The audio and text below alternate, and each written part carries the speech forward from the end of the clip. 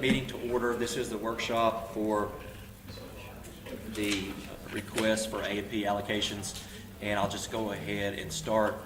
Well, first of all, let me welcome our new members, Meredith Mills and Les Munn. This is their first meeting, and I think this is Director Brewer's first meeting to hand out or to talk about allocation of money as well. Is that right?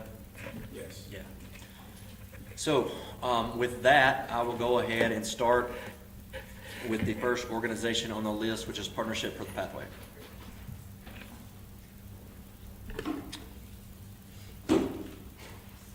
Hello. Hey, hi. You're not Julie Ray. I'm not sure. No, she is far better looking than I am. I am one of the board members, Joe Saul-Sehi. I was the president for 8 years of Partnership for the Pathway. Moved away for the last couple of years, but got back as quick as I could. So excited to be here with y'all. Well, welcome. We're glad to have you. So the floor is yours. Good. I'm not sure what I'm supposed to do today. I know what I'm supposed to do next week. Yes.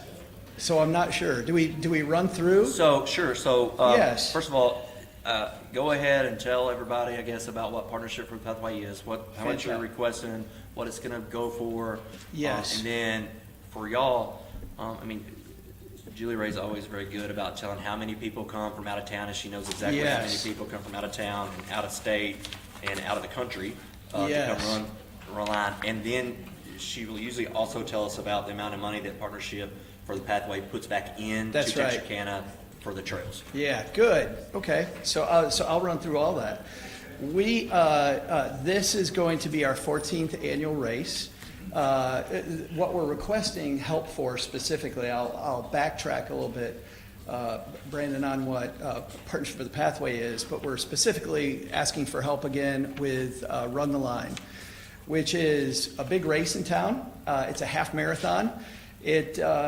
Runners are a funny breed, obviously. A lot of the time our shirt says only half crazy on it, because we are half crazy with the half marathon.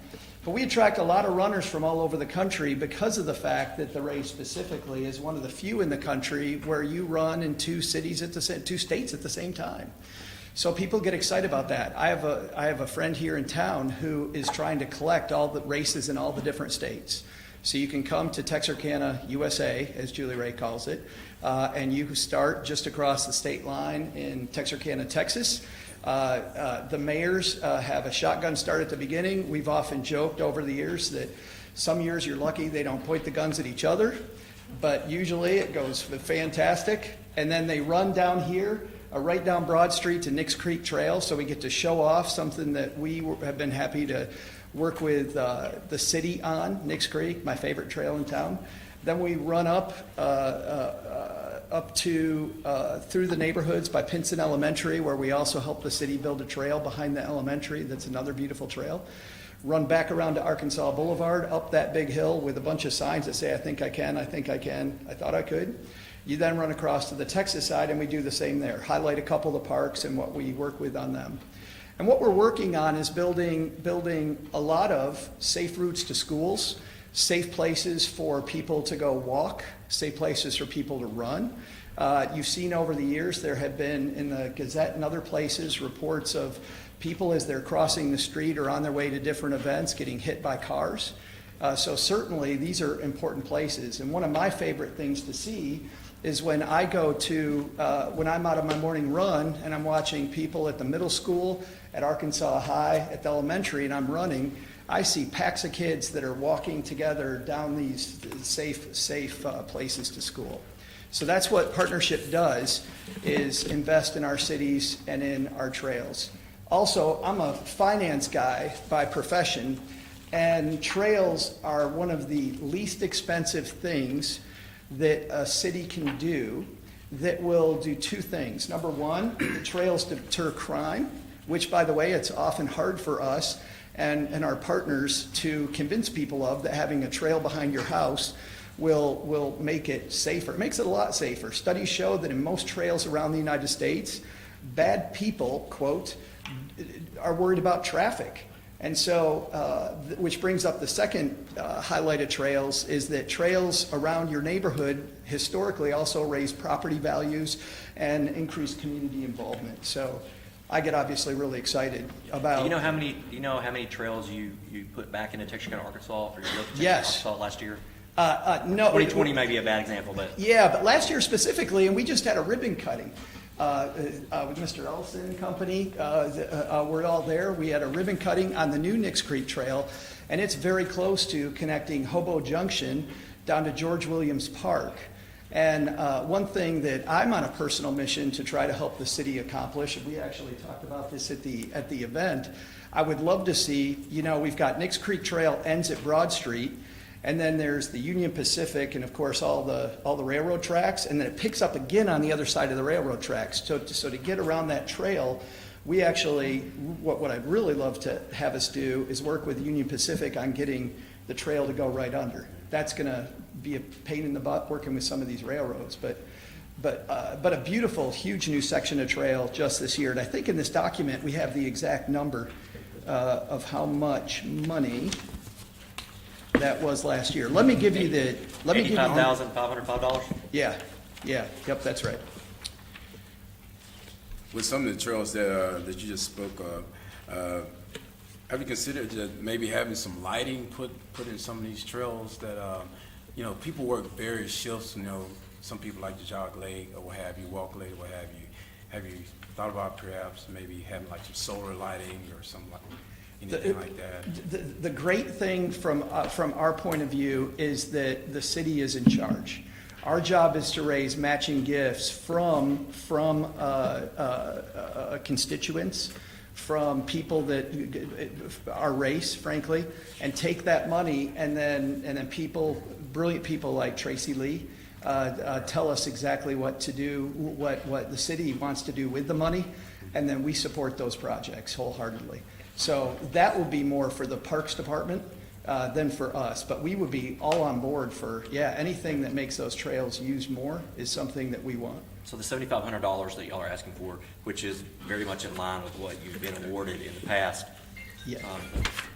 What's it going to go for? In the past, it's been for T-shirts, and our names on our logo is on the back of the T-shirts, so it's advertising. Specifically, yes. And there are also expenses at the finish line. There's expenses around the course that we have, but largely it's the swag that attracts. So runners collect this stuff.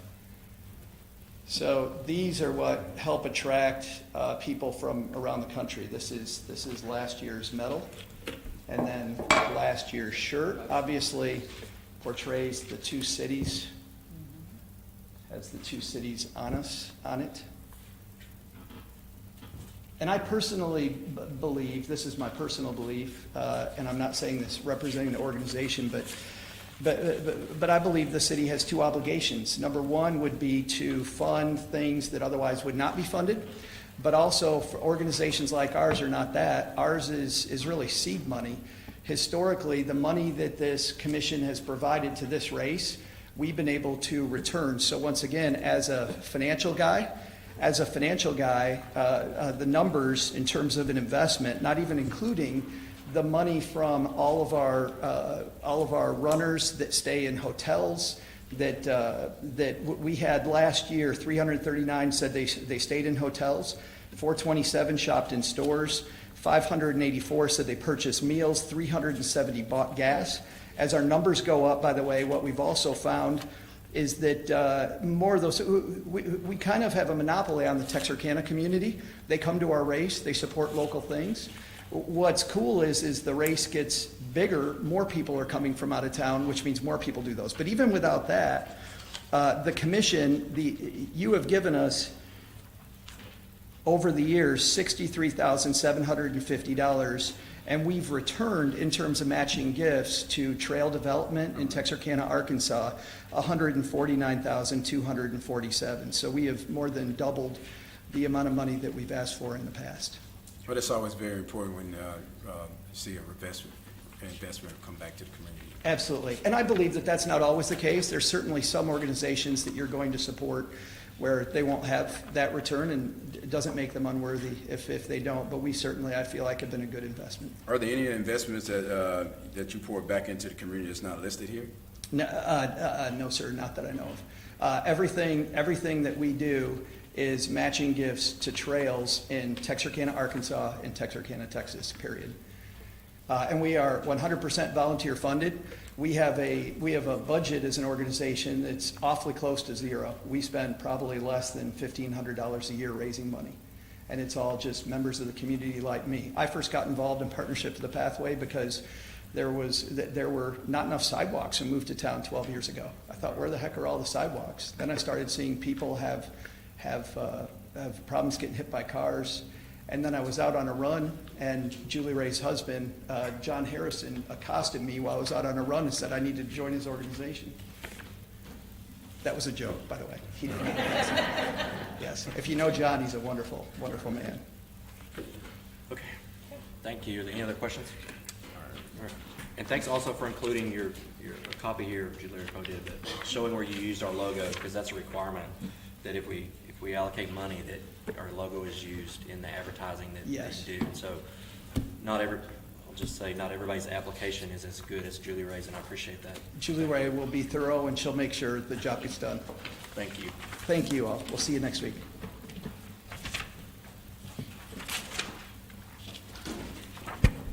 Okay, next is the airport.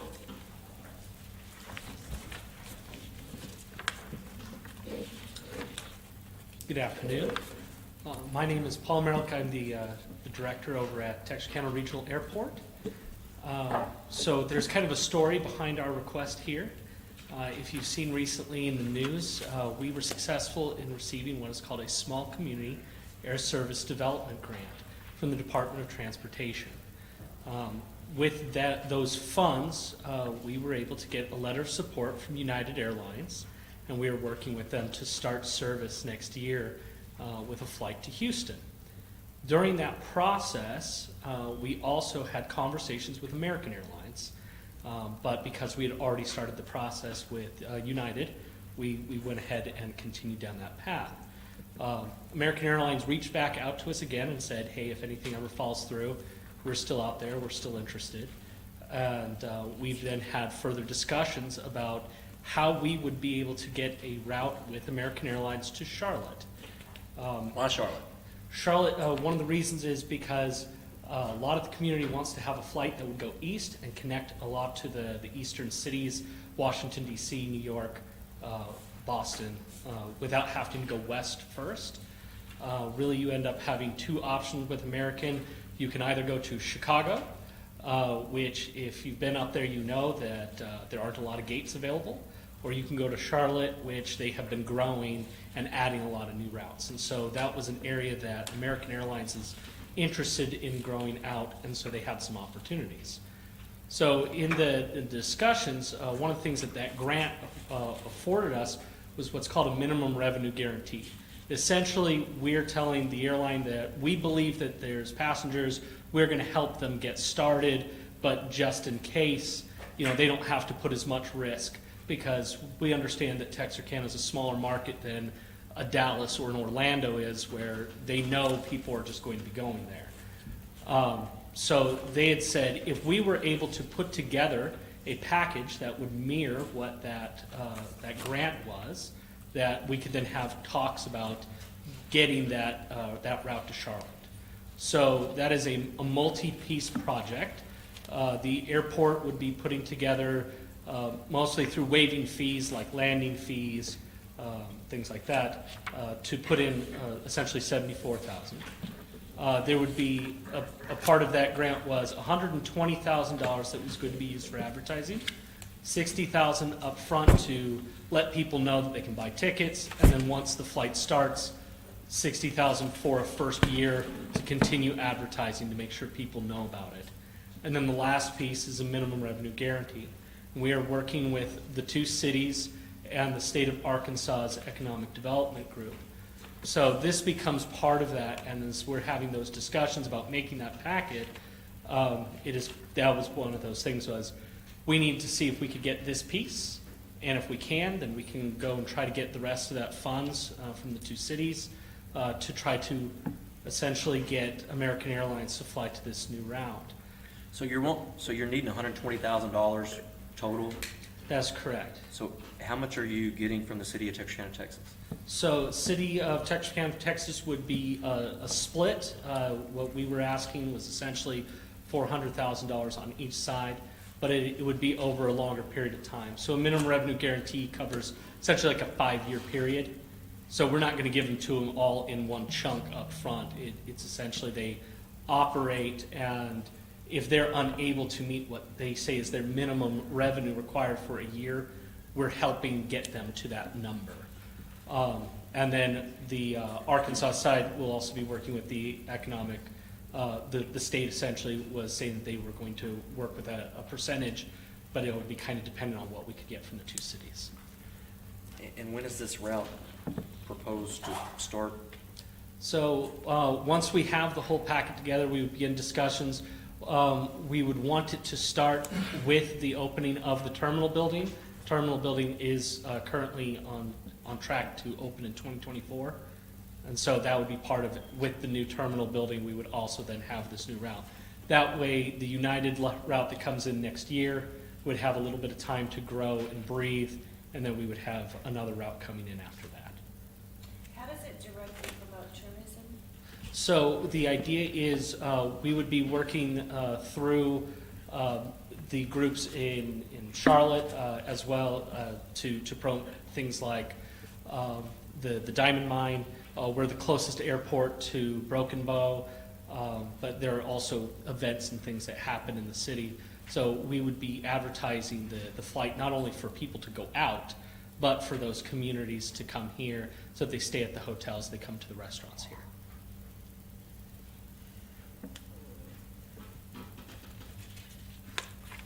I heard you say two different numbers. At one point, I thought it was 120, and then you said 400,000. So we're going to, yeah, we're asking you guys for the 120,000. That is specifically the two pieces of the 60,000 prior to starting service, and then 60,000 once service starts. So we will be going to speak to the cities separately for the minimum revenue guarantee. We are not asking this group for that. So in your proposal, it says that the first $60,000, which would be pre-flight, would be used 90 days prior to the first day of service. That's correct. So we're talking sometime in 2023 or 2024. It would probably, yes, it would probably be 2023 at the end of that. And so this money that we're allocating today is 2022 money. Okay. So we're trying to kind of figure out how we can do it. Obviously, we can come back at a later point to work through it at those later funds. Separately, the airport is going to be trying to work for just advertising towards the terminal building, but again, that'll be at a later point. If it is too early at this point, then I understand. We just know that we need to get this piece before we can really get that other part from the city.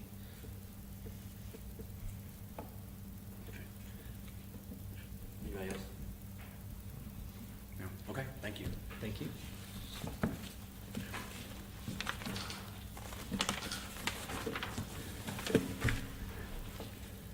Okay, Welcome Center, Highway 71.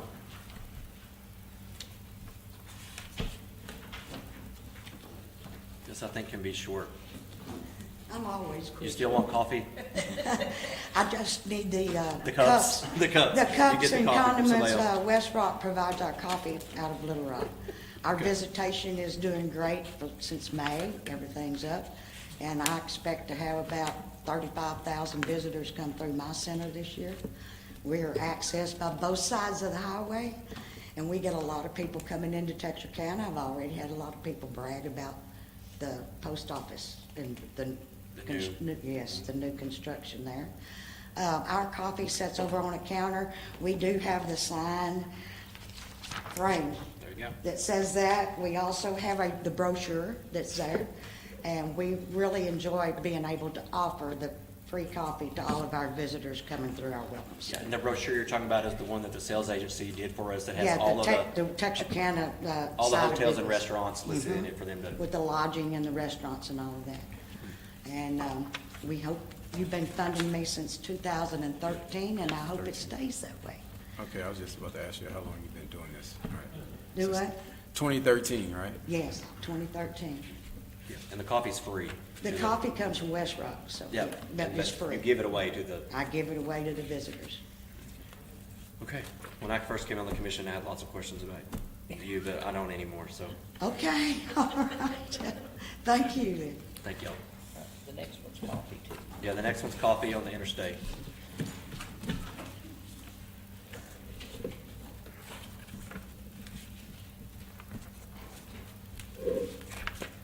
Good evening.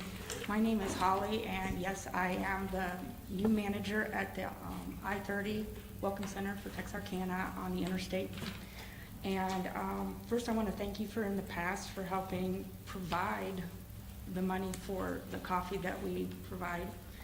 And I am requesting the $3,500 this year, and this money will be used to purchase our creamers, our sugars, our cups, the coffee stirrers.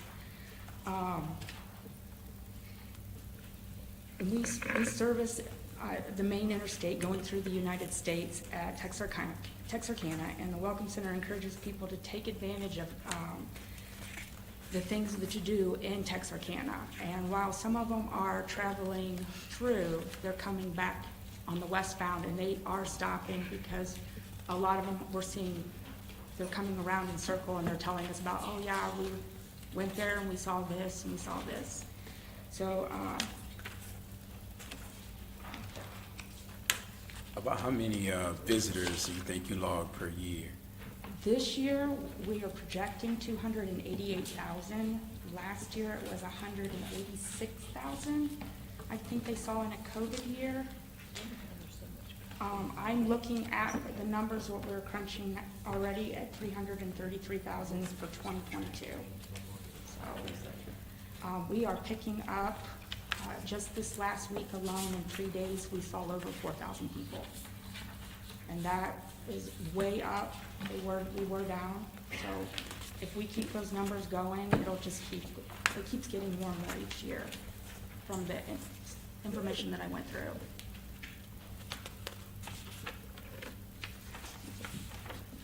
Any other questions from the commission? Okay, thank you. Okay, Mr. Huckabee.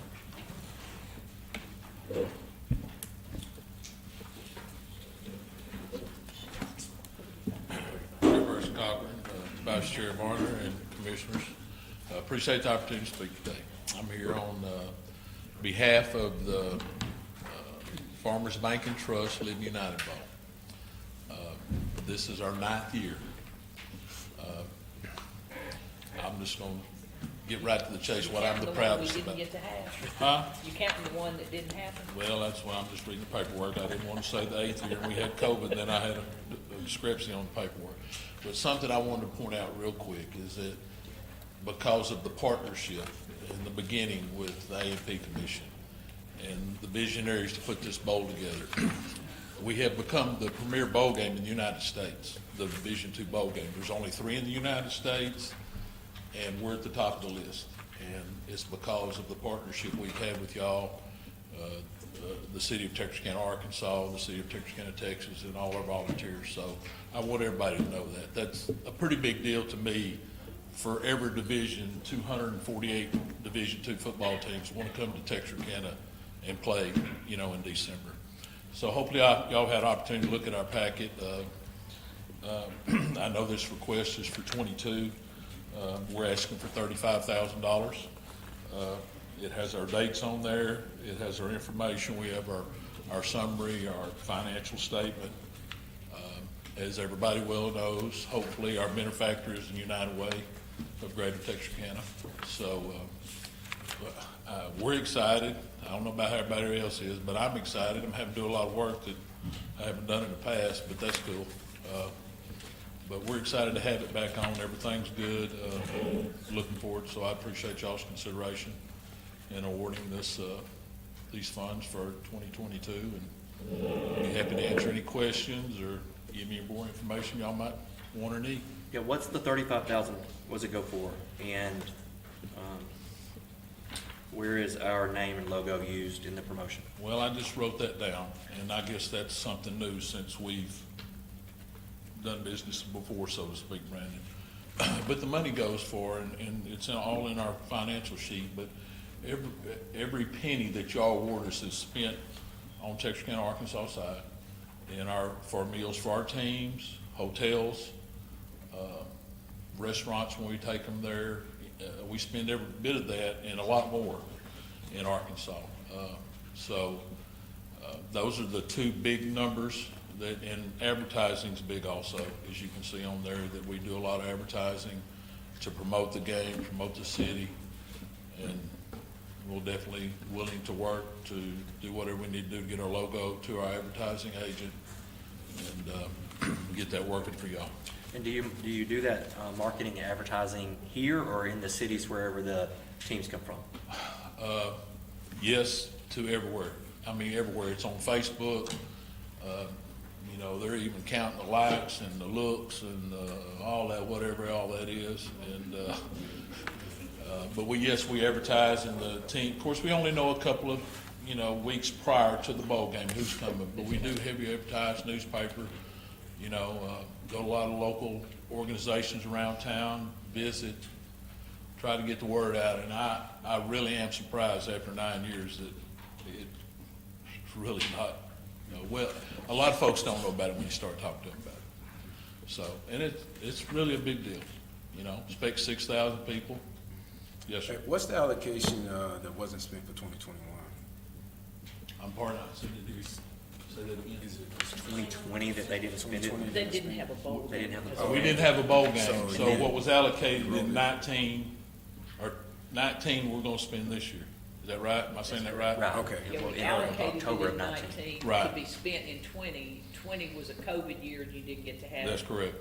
so we Right, reallocated that's it. correct. And it was to 21, 2021. when it 21,000 that we let you carry over? I believe that's correct. 21,000? Some 21,750, I believe is what, Yeah, and that money you're gonna spend in December of this year, that's right. If y'all, or may have already spent some of it. no, we hadn't spent it. Y'all cut us a check. Yeah, You have to spend You have it to spend it first. first. Oh, okay. Yeah. We won't have any trouble doing that. All right. You have to spend it and turn your receipts into Tyronda before you can get money. Yes, ma'am. So, any questions, comments, any more information y'all need? I mean, it's a big deal if you're a college football fan. I will also say that we've had some Division I players that have transferred down to a Division II school. Division II schools like in Henderson or Washita, Magnolia, like around here. And they have told us that the bowl experience here rivals a Division I bowl experience that they had been to in the past. So that really makes us feel good. So a lot of hard work, and y'all are a big part of it.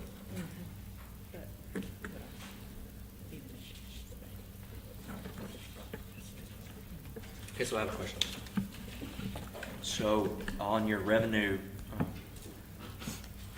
projection, you have your title sponsor at 10,000 That's correct. and us at 35,000. Our title sponsor, we have a new title sponsor this year who is Farmers Bank and Trust. As y'all well know, Dean Berry has been our title sponsor, so to speak, in the past because of contributions, okay? Now, are you fixing to ask me why we don't call y'all your title sponsor? Don't even go. And I'm just gonna have to tell you, I don't You know gonna the get answer to back that with us question on right that? now. But we hadn't had to do it the last 8 years. I know. So, I mean, but I'll just have to ask that question, Brandon. I can't answer you that right now. There's probably a reason. Okay. That's all I got. Thank you, sir. I'll get you an answer if that's what you need. All right. By next week? I'll get it before dark if you want. I'll still be here at dark. Okay. I'll have it for you soon. Okay, thanks. All right. Thank y'all for your time. Okay, Adam, where's Adam? There you go.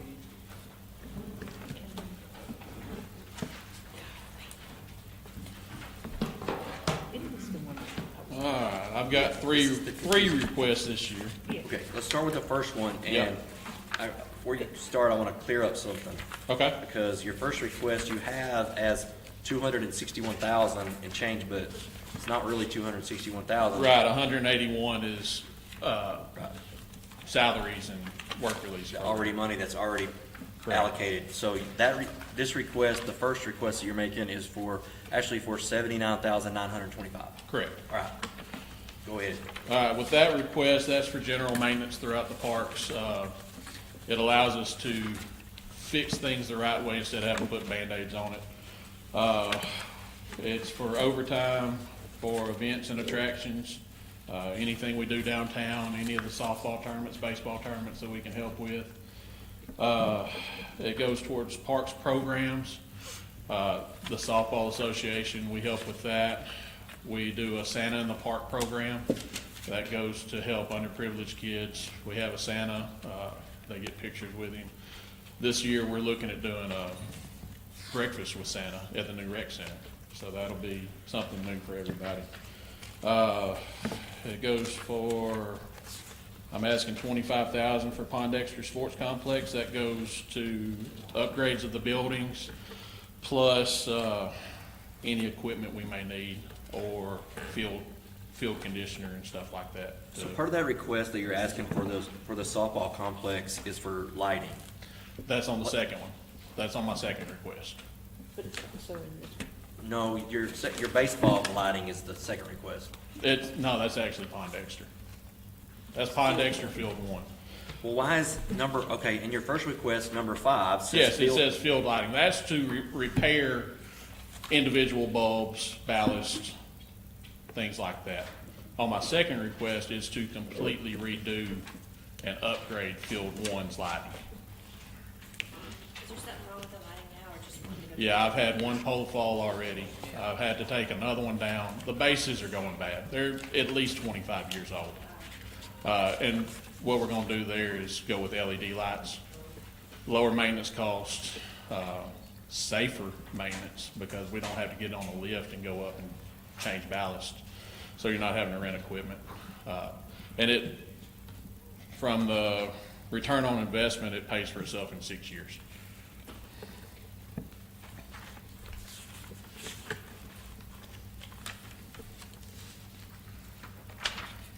Now, did we do bathrooms at Pondexter? New concession and bathrooms. It was a 50-50 matching grant.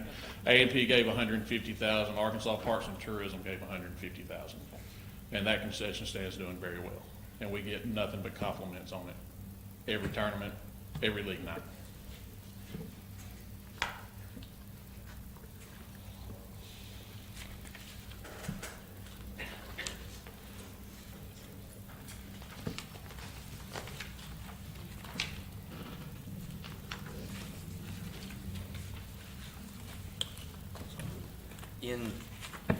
For the things that are included in request number 1 here, how much did we give you last year? Last year, nothing other than salaries, but the year before it was 79. Yeah. Every time I say last year, everybody just realize, It was God, roughly yeah. 70 to 80,000 is what I got the year before. So it's actually Well- the current year. 21. I'm just trying to find it on here.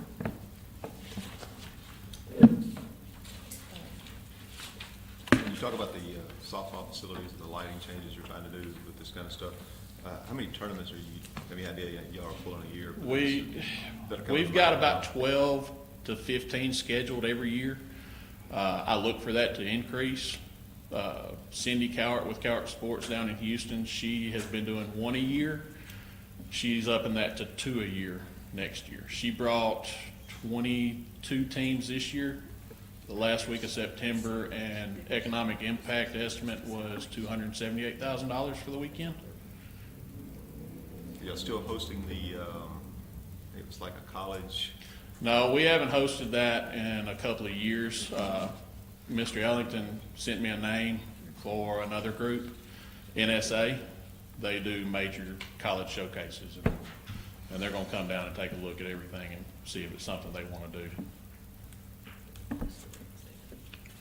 Do you have any festivals, anything? We help with all the festivals downtown. The food truck festival that Tamika does, we help with cleanup on that. Anything Cross Ties has been doing, we'll go around empty trash cans after they finish. But as far as us hosting any, we got out of that a few years ago. We don't have the manpower to do it.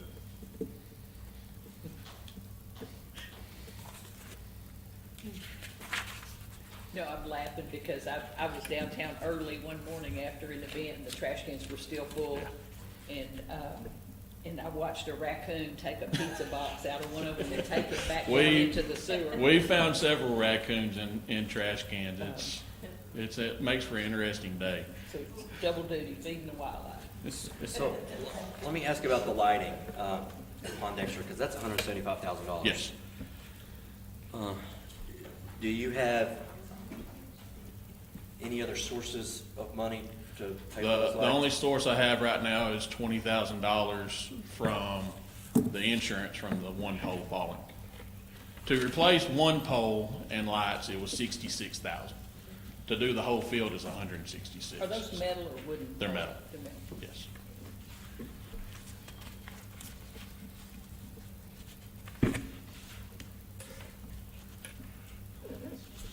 Is there any money from the city to pay for part of that? Not that I'm aware of. So you're down to, I guess, 4 poles there now? There's 5 right now. There's 8 poles total on that field. You what? There's 8 poles total on that field right now, Just at that one part. just on that one field. One field. Field 1, it's the biggest one out of all of them. It's 360 foot to center. All the other ones are 250 foot fields. Did you get any other bids besides this one? No, that's the only one I got for now. Do you think you could get some more? Yeah, I'll get at least 3. Good. This one was just for budgetary purposes. Okay.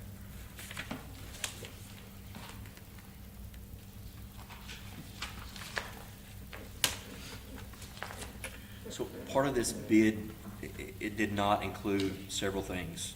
I asked about it. It does include the concrete bases, and it includes everything. So when he rebids it, I'll make sure it states. Okay, because it specifically says we do not include in our price, and it lists about Yeah. 15 different things. Yeah. Okay. I've got it in an email that it includes everything. Why is the request 175 if the bid's 166? Prices are going up every day. How long is this bid good for?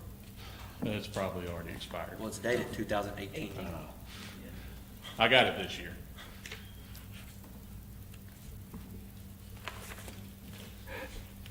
LED fixtures are about $1,500 a piece.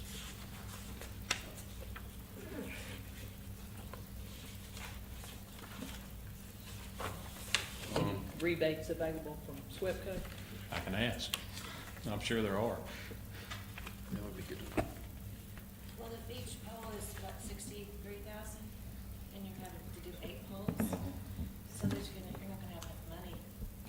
No, it's, to do just one pole, it's 66. To do all of them together, I get discount. But you're only doing 6, not 8. I'm doing, yeah, Right. LEDs. LED's brighter. You don't need as many poles.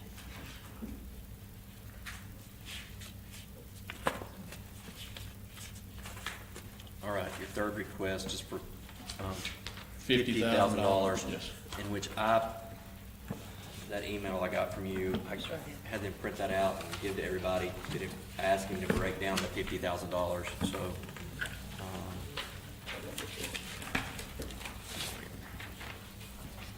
What do we currently give the rec center? Are we in a year thing with that? No. We're not,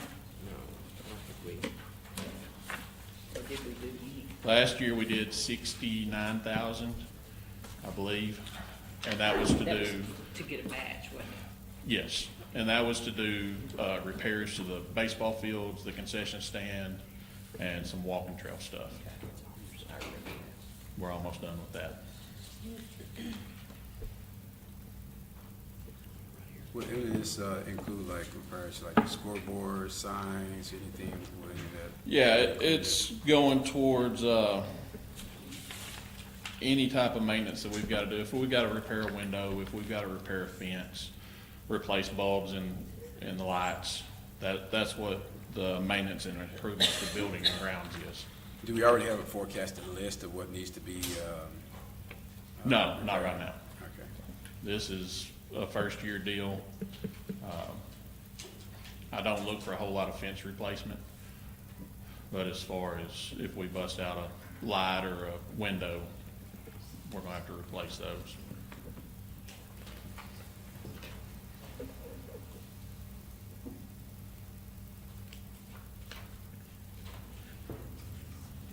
Or is that all three of them? Yeah, that's all three.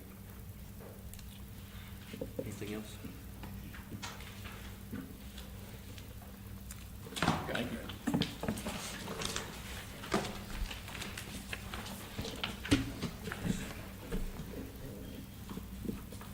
All right, Channel 6.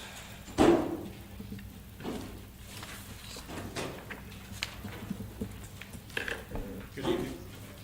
I don't know what else you, okay, we got something today, and I'm now looking at it because we just got it, and it looks like it's the same letter that's included in the packet. Yes. Okay. So this is that's nothing new. The letter's not new, but the presentation is. We already have, From the one I gave you earlier in the year, yeah. is this what I got today different than what's in my packet? This is what I presented, yeah, well, This is new. yeah, this is all new, yes. This letter's not new. This is new. Well, it's in my book. Yeah. And the price sheet. Yeah, that's it, that's what I brought up today, yes. Yeah, he just brought it up to us, 10 copies of it 2 days ago, so we went ahead and handed them out. Looks like it's the same thing that's in the. Yeah, look, it's the same thing. Okay, It's the same thing. well, I was just covering my bases. Did you talk to the sales agency? I did talk to them briefly the last time I was here, but I did try to call them, I never got a call back. Who did you try to call? Mr. Sells.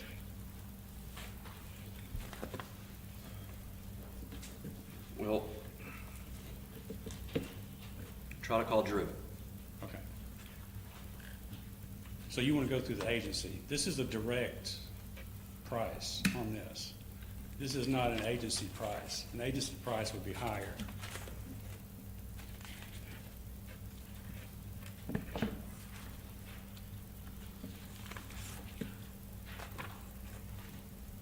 Because we have to have 15% commission for the agency.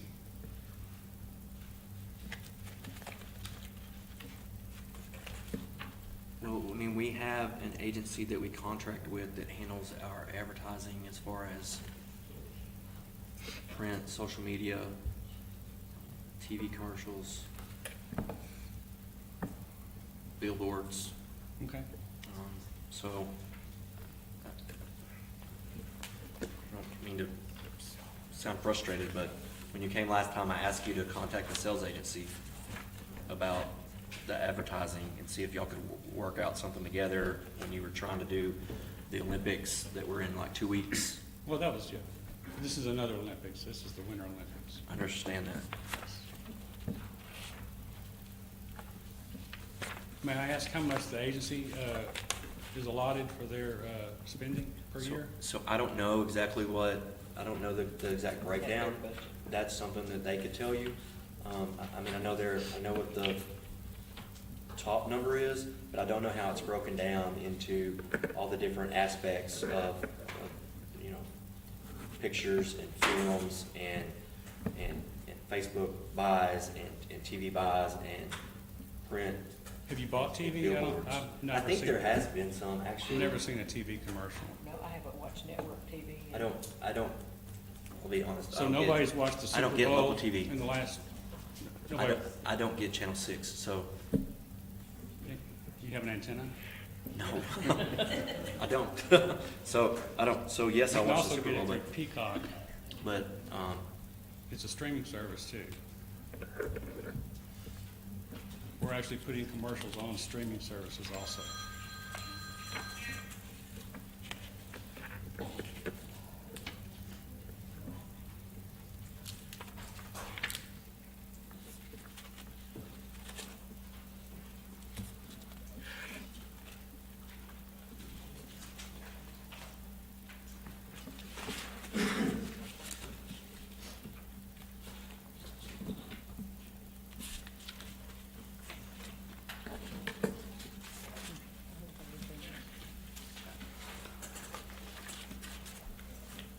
are there any other questions?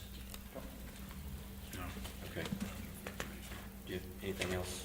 So you're just saying you don't want to work with me, you want to work I'm with the not, sales agency I'm not only? saying that. What I'm saying is, as a commission, the last time you came, we asked you to contact the sales agency, and they were here. Yes, and I And- talked to them while they were here. Yeah, and I also told you that the people that were here weren't the normal people who Yeah. come to our meetings.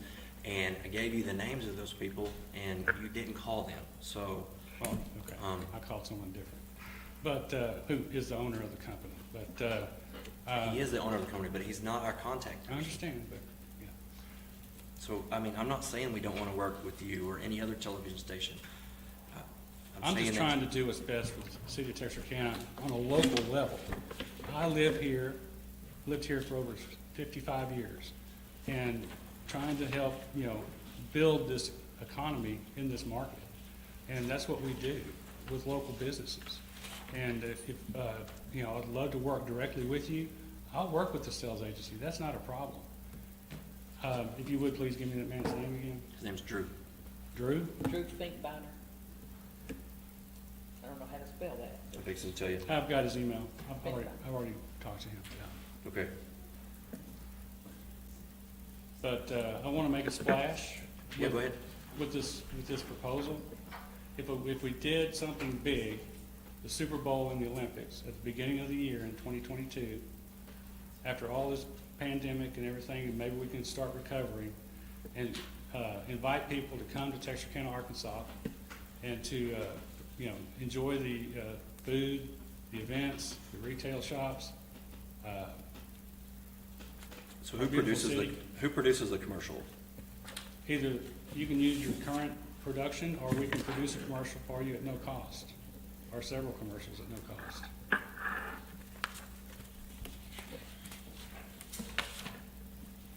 If you're working directly with me.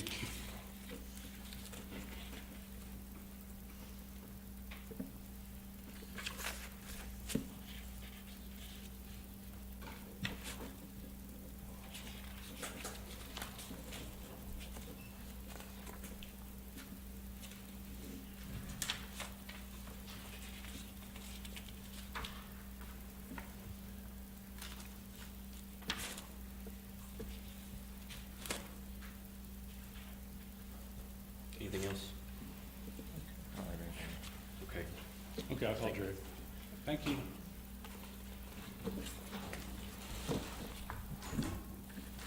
Jeff?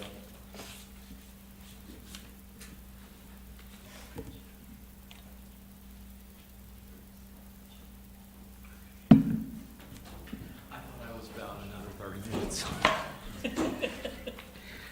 I'm Jeff Brown with the City Beautiful Commission, and we are asking for $50,000 for this next year to redo the lower portion of the gazebo at Bobby Ferguson Park. We did the upper portion with our last allocation, and How much did we give you for the gazebo, for Fixing the. for last time, for the roof? I think it was 18,000. Couple of them. We asked for a lot more, and anyway, and then we want to do a sprinkler system there, and just do the normal stuff with the downtown planters and little landscaping and weeding and et cetera. Didn't we pay for sprinklers on the sign and On the sign, stuff at one time too? yes. But we wanted to do it closer to the gazebo, this time. Or that's what, you know, kind of depends on the money you give us. So, go ahead. No, go ahead. So basically, this is a downtown project, Well, it's Bobby Ferguson Park. Bobby Ferguson, okay. And then the, And I then mean, the the area. landscaping is kind of state line, downtown, kind of How wherever. many planners do we have downtown? No, I don't know about, I think 27, Do we have any on 25, or, They look good, by They're the all way. on Broad Street, most of them. yeah. Most I of mean, them are downtown. you know, we partnered with Ina, she helped a lot. And, you know, we've gotten individuals to pay for some, they're about $1,100 a piece. And, I think that's right. Anyway, but I mean, I think we're out of the buying unless we decide to add more to group and have grouping. So why Or are we other your, locations. why are we your sole funding source? Well, you're not, we've had other individuals give us money for planners. Why in your on your application did you write the A&P Commission is our sole funding source? Well, that might have been a little It's Dutch. We- oversight. You are our primary funding source. I mean, do you have fundraisers? No, No? just go ask people for money. I mean, like on the planners, that's what we did. But, I mean, we use the A and Ps certainly for seed money to do, you know, like we did on the planners. You know, and on this gazebo, depending on what y'all do, then we'll, you know, figure out exactly what we need and then go from there. And you didn't provide us with a breakdown of the cost for the gazebo of, you know, how much, Well, Wood, you paint, tell me how whatever. much you're gonna give, and I will spend the time to get bids and figure it out. I mean, it's hard to say, you know, I mean, I'm volunteer like you are. oh, yeah. And it's hard to spend the time, untold hours, getting a $40,000 bid and then get 18, or whatever. But I can promise you, whatever you give, if you give us 50, you know, and it costs 25, I mean, we're not, the difference isn't going in anybody's pocket, it's Can just. I ask you? Sure. How much of this on this picture, because this is the only one that's actually That's the new, That- and that's after the, that's after the roof? Is- well, it was the, Or was it the cupola up here? yes, that was the main, old and then underneath. Wasn't anything underneath? Yeah, the underneath. The underneath Had some of work the- done, electrical work, but it was mostly the upper part, replacing rotten wood, repainting. Okay. So pretty much from there up, it's pretty new? Yes. And then from, Yes. and then from there down is what we want to do. You know, I mean, if we had, say you gave us 50, and I don't know, what's it gonna cost for the part, you know, I'd like to do brick pavers on the floor. You know, I mean, there's always places to spend money. I have no doubt you could spend however much we gave you. Right. I could spend double with, I if know. you'll just, why don't you give 100?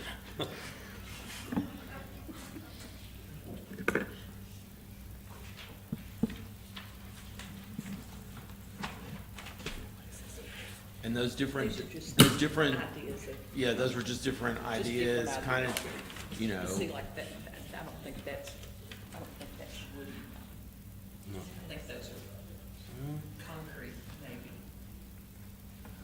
That was in San Antonio, and I think the really beautiful one is in Sweden or someplace.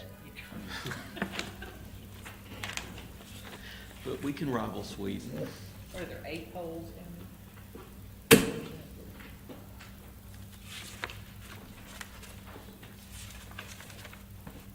Do you at least have a breakdown of how much you want for this gazebo as opposed to the planters downtown or flowers?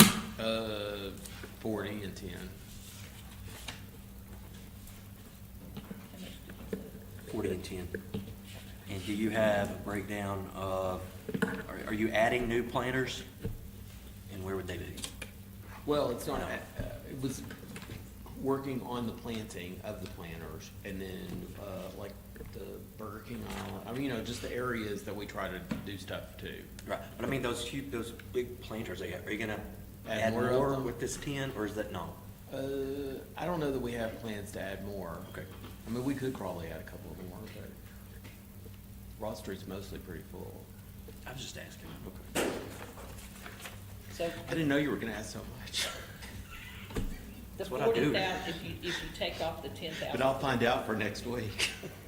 The 40,000 on the gazebo, that includes the irrigation, the landscaping, all of that. Possibly. I know y'all all feel like you're being cross-examined when you get up here. I'm sorry about that. I mean, the high priority is the gazebo. Say it costs 30 to do the gazebo or 35, and we had 5, you know, then we could approach the irrigation. Who do you have you talked to someone about who's gonna do the work? Have you got a company that you already talked to? You just think it's gonna be done in 30,000? Well, I'm just, yes, Kinda. yeah, might be 60. I mean, I'm just, And it might be I'm trying- 2023 before they're gonna get to you. then that's a possibility, and then we'll come back. We'll- Construction's right. You know, but once we kind of have an idea of, you know, our seed money, then we can go from there. Do you intend to have any fundraisers or seek any money from? We any have other talked sources? about it. We've talked about doing some, having a contest of, maybe different artists will do renditions of the gazebo and, I don't know, do T-shirts or do, I don't know. It's kind of premature, I guess. You have a question? No, I don't have a question. Anybody else? Thank you, Okay, Jeff. thanks, Jeff. The next one's, The next one's is a no, but is there anybody here from the fairgrounds? No, okay. you want to explain how that one is full? No. Oh, yeah. Is it? Was there an email? Because they're here. This is the one? When did it come in?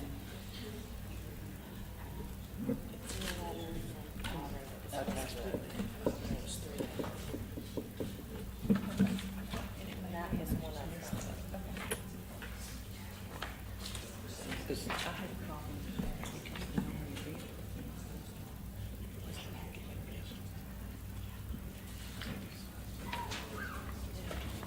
I had it flagged, just didn't remember what it was. Okay. When you're speaking, make sure you push your mic. Am I talking too loud? When I don't want you to hear, Toward you so that you hear you on YouTube. It's real hard to hear when you're watching it on YouTube if your mic's on close to you when you're speaking. Meredith said, Josh said this one had been full. oh, nobody told me that. I didn't, Is there anybody here from the running Debbie J Ranch? yeah, Sam's here.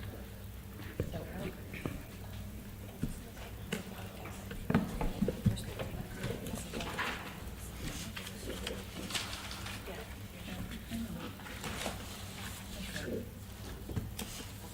Good evening. I'm Sam with the Running WJ Ranch, and this is Brittany Rogers.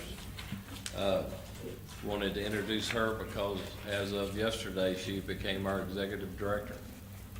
So Congratulations. she has the heart for special need kids, and it's real cool. So this year, we are requesting funding for our second annual fishing tournament. We hosted it at Cross Ties last year, and we had approximately 400 family members, contestants, anglers here at Cross Ties, and we had 240 anglers out at the lake. Every bit of the $7,500 that we are requesting will be spent down here. It's about hosting and advertising.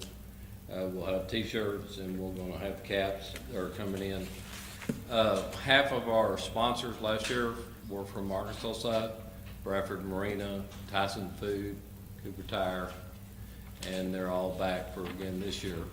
We have sponsored with the National Professional Fishing League, and they're gonna help us promote our fishing tournament nationwide on their web pages, and some of their anglers Yes, I do. are gonna be here supporting us with our kids. But we thought it was a huge success, and we're looking forward to the second year. I promised y'all the last time I was here, I would bring y'all some audited financials, and we're about 10 days out. So if, my accountant and the CPA is gonna be here Monday, and they're gonna finalize everything that the county, Holiday Limited Cox needed. We have spent lots of times detangling stuff, and, y'all will be hopefully proud of the amount of work we've done. But our CPA will be here Tuesday when we come back and do our presentation, and we'll be able to answer any questions as far as our financials and our outreach and our awareness. So these financials that you gave us are not, They are as current as, I think they came in August, and that was the last financials we had done. She has finished updating them. She just come in Monday to get them to Holiday Limited Cox. It's Miss Fant, Carolyn Fant. She was retired from Reeves and Law. so, but you, Yes, sir. your event The that you're fishing asking us tournament? Yes, to sir. fund is at Rock Pattern. It is. It is. We could not have it at Millwood because of a fungus in the lake. The Fish and Game of Arkansas would not let us bring the fish across state lines. It was illegal, and they said they'd be sitting on the bridge waiting for us. The second they give us approval that we can have the two-lake tournament, we will. But that came straight from the state. Is we couldn't do it on Arkansas. How long is that gonna take to get that approval, or have they given you a It timeline? was a statewide fungus. They found the fungus in Millwood, and if you move a fish in water in a boat to come have it weighed, say here across ties or wherever, that it's in the water. And they wouldn't let us drain the boats, the live wells and fresh water. It's a problem with, Millwood they have that's just, and they say it's very aggressive, whatever the focus is. Be glad to get you any information you need from the state on that. Last year, we did the weigh-in out at, Wright Patman, just because we wanted, since it was our first event, make sure we were caring for the fish, the animals, and just the safety and the live wells for them. We'd love to do the weigh-in here, but we can't do it at Millwood. So for the amount of monies that you're requesting, Yes, sir. what percentage of that goes back into the community? All of it. All of it?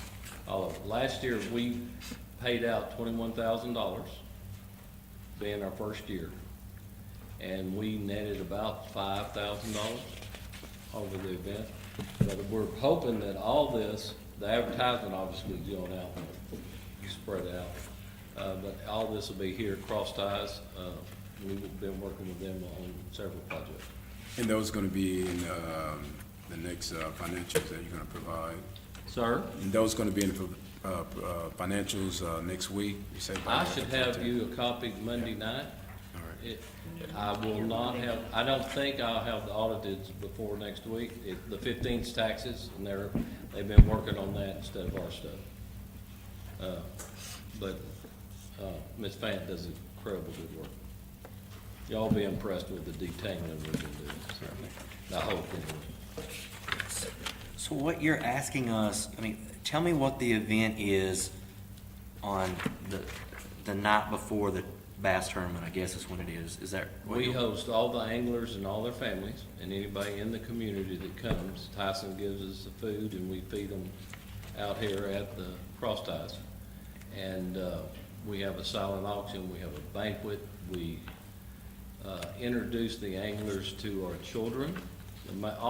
Every event we have is an awareness for special needs community. And we're expecting at least 1,000 people here at Cross Ties. How many did y'all have last year? We fed 400 or 500 people down here. Now, we had 241 anglers on the lake. And for a first-time event, we were very thrilled with that number. We're expecting the number of anglers will double. So you're, Yes, sir. maybe it's because these financials are just wrong, but I don't understand it. I don't understand them because your food costs for, is $380.45 according to your financials. Okay, that's because we got all of it donated last year.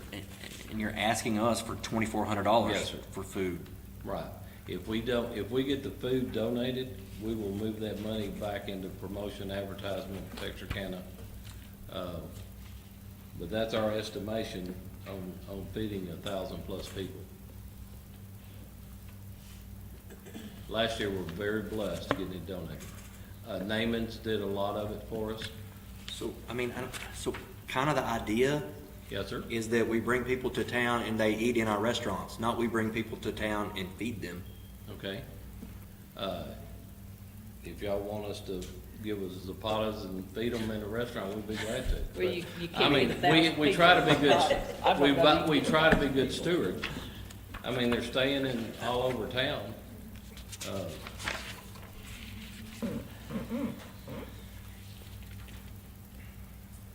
But with the National Fishing League promoting us nationwide, we're really expecting a huge turnout. Hey, tell us about the facility rental of Yes, sir. $2,500. The $2,500 is what it cost us to rent the whole facility. And Crossed Eyes is right here, Les can tell you. Put the name on it. I thought that was a reasonable price. All right.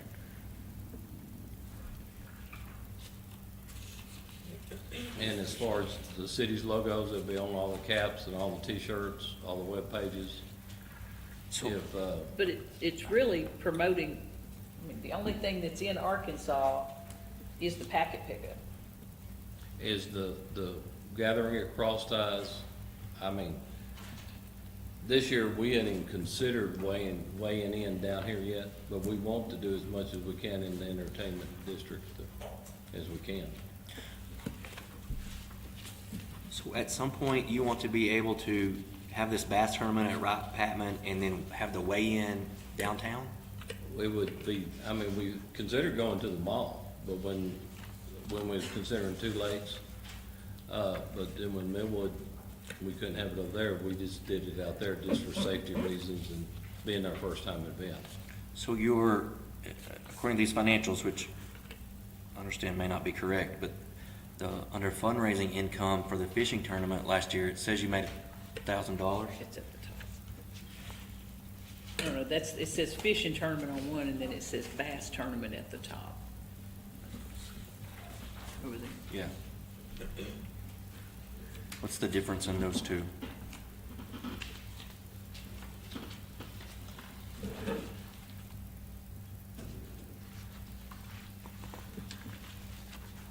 What page are you on? Page 1, profit and loss. Okay.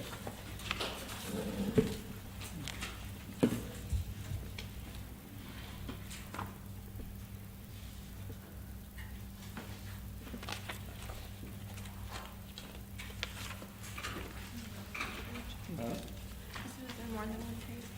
Yeah, there it is. At the bass tournament, we show a negative $100 at the top. And then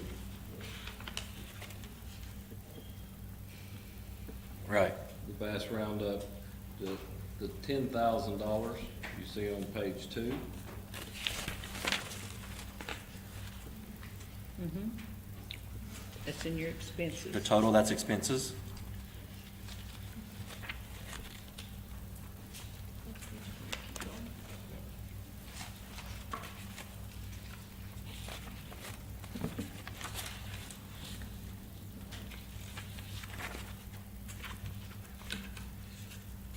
I'm still not seeing $1,000. Okay, so on page 1 of your profit and loss that's dated July 20th through June 2021, at the top it says ordinary income / expense.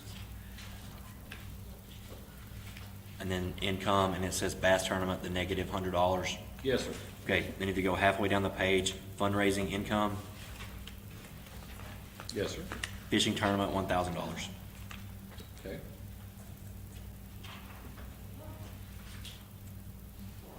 I believe that's a, So did you only make $1,000 on the fishing tournament? No, sir,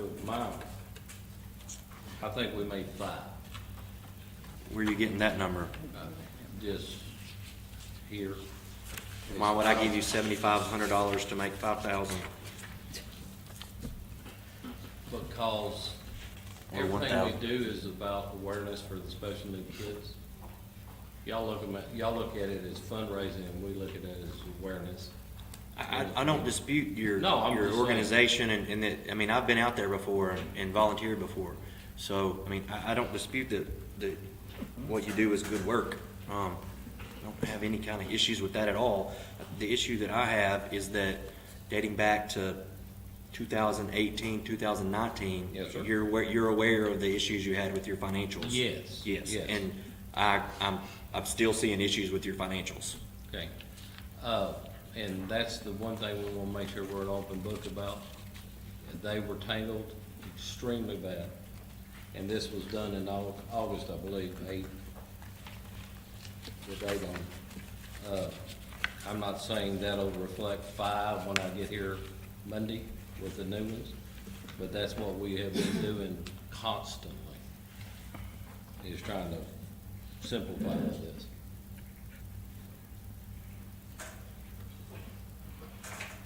But I know we paid out approximately 21,000, and my brain tells me 5. I will check that for y'all and get that to you.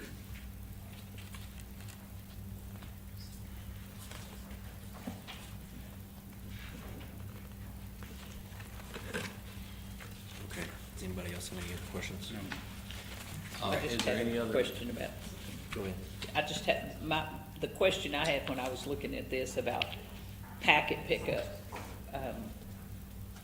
and that the tournament was in Texas, and in thinking about advertising and promoting that, would you be promoting the bass tournament or the packet pickup? Half of our folks are from Arkansas and half from Texas. We want to host it down here to bring people downtown. And our prayer is, where y'all have the concerts with the tents, is do the weigh-in over here on the stage down here. That's our goal. We have not communicated with the Corps of Engineers for I don't- this year. That's not what she asked. Okay, what did she ask? Her question was, are you promoting the bass tournament or the packet pickup? We are promoting the bass tournament, and we're promoting the awareness of the special need community.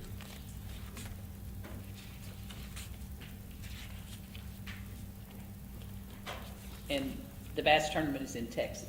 Yes. Okay. Yes, ma'am. Josh isn't here, and I'm not sure that that's an eligible request Okay. of an event that's held at Lake Wright Pattern. Okay. Tyronda, I mean, have we done that before? I don't, We have done events on both sides of the state line, but the commission has worked hard to get the event funding just on the Arkansas side. A prime example of that is the, not the historic district, the museum, where they can only use their funding in the museum that is on the Arkansas side. right, at the Ahern House. Would y'all like us to do the weigh-in and the, I mean, we can't move the lake, obviously. I'm not sure it's about the weigh-in. I mean, Yeah. it's the event. Okay, It's the event and your financials. okay. For me, it's not the event, it's the location of the event and your financials, as far as I'm concerned. And I'll be honest with you, I had to read 17 pages before I found out where your event was gonna be held, Okay. so.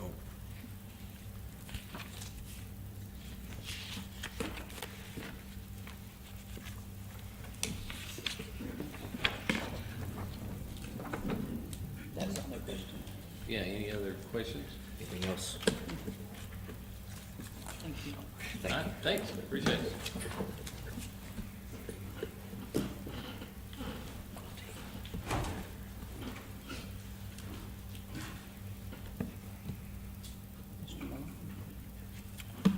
Yes, Chamber, Mr. Malone's here, I've seen him.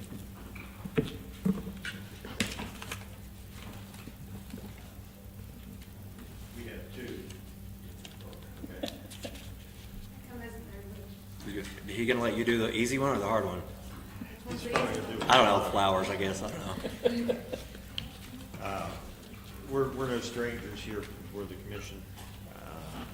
We've been around for a little, since 1917, over 100 years working in the community. The chamber works both sides of the state line.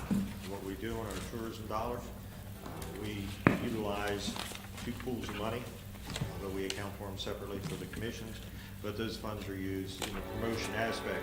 A lot of the events and programs that are coming before you tonight, a lot of those participants sometimes end up going through our offices, and the funding that we're recommending support for revolves around a lot of printed material, maps of the city, the restaurants, the places to go, the campgrounds, places to see. You know, it doesn't matter on the state line, as long as we get them here in the community, going to the restaurants and staying in the hotels and motels that we have within the region. And we used everything we had from previous support. Since with nothing from last year, we had to dig a little deeper in some reserves to make that happen. I think the important part for you to understand is that too, the marketing dollars are going up. The price of the ads in the magazine, you'll contract with the firm. They're doing a lot of national advertising for you. We focused on what we call little niche magazines and periodicals like the motorcycle magazine. That's why you've seen a lot more cyclists coming through the area. We reach out to that group. We reach out to some of the other travel magazines that are sort of regional in their approach. And now we can talk a little bit more about the cost numbers on those programs. But a lot of things that we have, paper products given, we're not doing programs necessarily. We've been looking at some for that. And if we do get deeper into that market, it'll be a split thing. And like Sandy said, we try to market on the Arkansas side of this program. I'll give you an instance today. The Arkansas Medical School was in our office today. They needed 50 packets to recruit the residents in training to come to Texarkana. We supplied all that material. And you look at 50 magazines, 50 maps, 50 directories, 50 that. And that's just one example that occurs during the year. So it's the printed material we need to get out to the individuals. Mike, is that an example of partnership expense? Yes, it is. So like the maps that we print, Texas pays for part of them and Arkansas pays for part of them. So we leverage the dollar. So instead of one state picking up a full bill, we actually only have half the bill to each state. So we break that out for them. And we account, she gets a copy of all of our receipts. You know, if someone comes to move to the area, it's $7.95 to $8 to send them that material out to people coming to move here. Those are the type of residents going to come move by and invest in restaurants and that sort of thing. So if we do 250, 300 of those mail outs a year, the numbers start adding up with that. And we split that cost between Arkansas and Texas. Okay. What about your operational income? Are salaries in any of those line items? The chamber writes all those checks. This is just for the printed material. There's no labor cost charged to the AP. This is just material volume. The chamber picks up the rest of that. We carry the audit. The chamber pays for the lights, the heat, everything like that. This is just for paper and mail. The Arkansas statute, which is about the use of the funds that we collect, specifically says that we can't give money for the general subsidy of a civic group or the Chamber of Commerce. So that's why we can't just. It is just for material products. We abide by those rules meticulously. All right, thanks, man. And if you'd like to ask questions about some of the printed material, that's this Natalie Haywood, our specialist in communications and events. You all know Natalie. So she can answer any specifics about some of the rising costs and some of our magazines. We've cut some because it's just gone too expensive for us. Hey, give us some examples of the communications expenses that have So we've done, in the past, we've done the Arkansas Travel Guide, and you have copies of the ads that have gone into those. The Arkansas Motorcycle Guide, the Adventure Guide, and we also have done Arkansas.com, and have done advertising on those, and you have examples of all of that in your packet. And thank you for using our logo. You're welcome. It's in here. Happy to.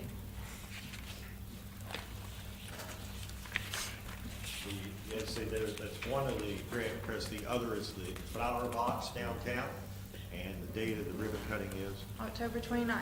So you want to be sure to be downtown at the courthouse because the flower box is being redone. For change the paint, change the stone inside, change the plants, and those plants are changed roughly 4 times a year. We have another freeze of maybe 5 times a year, you know, to change those plants out. So that is The next one. what that 2,000. Yeah, that's the, okay, good deal. That's the second one. Okay. One thing that we haven't mentioned yet is we are talking about redoing the historical tour. Right now it's a CD, so we want to create that as an online version where someone's able to just click on their phone and listen to it and travel around downtown for the majority of it. The planter at the courthouse, at the photographer's island at the Yes, courthouse. Does Texas pay for part of those flowers? Yes, sir.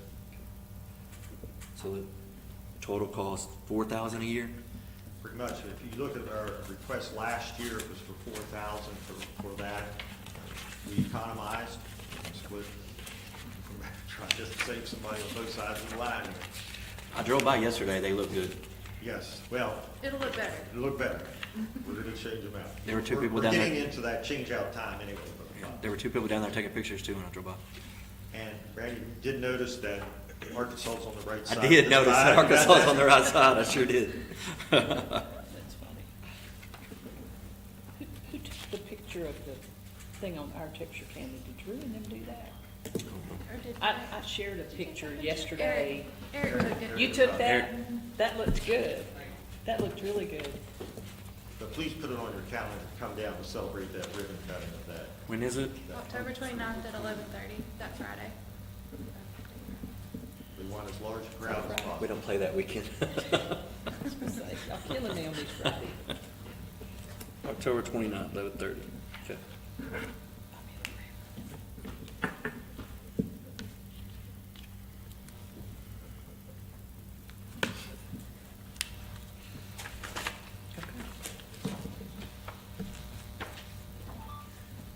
Okay.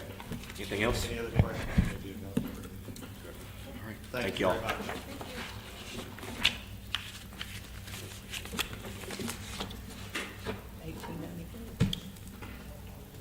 $18.94?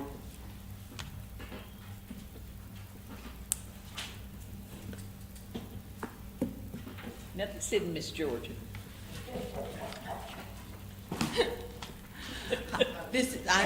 Yes, I am speaking for Miss Georgia tonight. Hello, thank you for having us, and I do apologize because I did not know I would be speaking tonight, so this will be quite off the cuff, and a lot of notes that were just jotted down. My name is Kathy Hudson, and I am a volunteer at 1894 Gallery, which is just barely, but we are on the Arkansas side.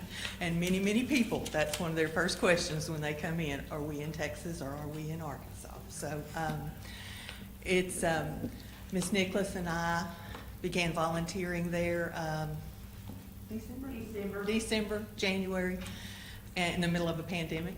And so it's been a wonderful experience. And just in the time that we have been there in this pandemic, I counted yesterday, we have had people come in that signed where they were from. We don't catch all of them. 28 different states, 5 different foreign countries. They've been open for about 3.5 years, so there's many, many more that have come in. It's been a real boost to the downtown area. People who, about an hour before we came up here, a woman who used to live here that was very involved came in. It was the first time that she'd been back. She saw the Grimm, she saw our building, and she came in with tears in her eyes. So it's making a difference, and it's downtown. And Les, I have my Hallmark Christmas T-shirt. I saw your videos, and I'm all on board with that, making it look like a Hallmark Christmas movie downtown. So we are asking for, we need a little updates. A few years ago, I believe you helped provide money to fund brochures. They need a little bit of updating, new website address, plus we need more. These will go to your travel centers, your welcome centers, and various places. We also we're looking at, we're wanting, postcards, brochures, postcards, flyers. and any place we can put your logo on, we will. Advertising, because at this point, we're in a point of, I don't have a breakdown of what would be what, because we'll be providing some of it. We did get a new website up and going. It does need a little bit more. We need a little training. We have right now about 4 Instagram accounts that we're still trying to figure out why. We're not sure. You know, we need to hire a very young adult or teenager for a couple of days to train us a little bit. So can you get us a breakdown? On a breakdown of what we would, yes. Yes, ma'am. By, By next week? Okay. Thank you. And the brochures, do you know what updates you want to make to them? We want to make sure, I think I know the website is wrong. I don't know, do you remember what? We just need more. And, We're out.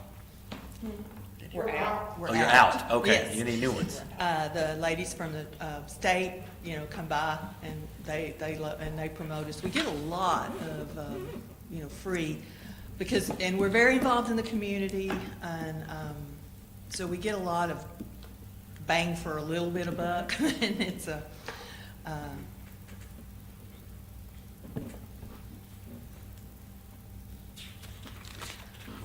You could bring us back those. I think that'd be Okay. great. That, the breakdown. okay. All right, any other questions? No. All right, thank doing you. the next Thank you one, for your too? time. Yeah, you doing? No, I'm passing that off.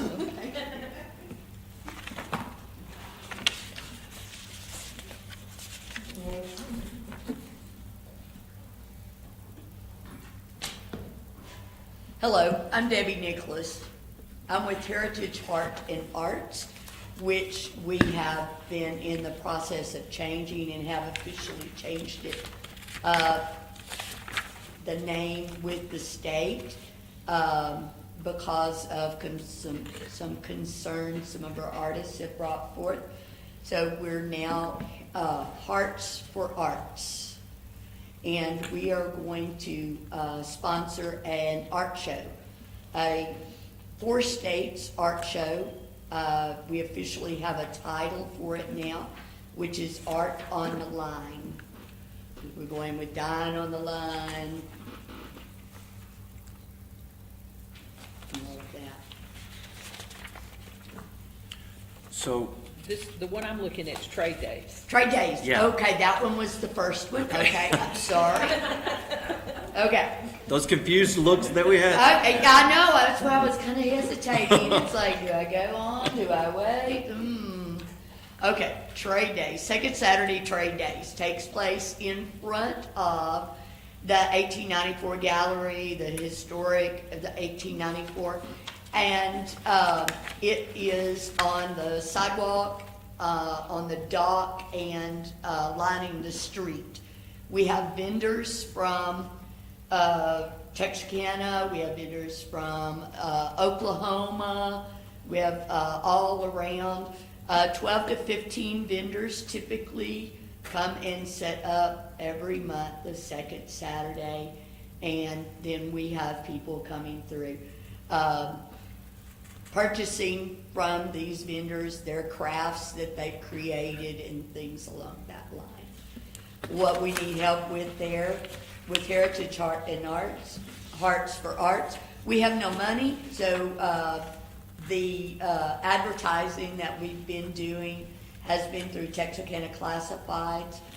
We've paid for that and used the A&P money that was set aside for 2020 to reimburse a portion of that.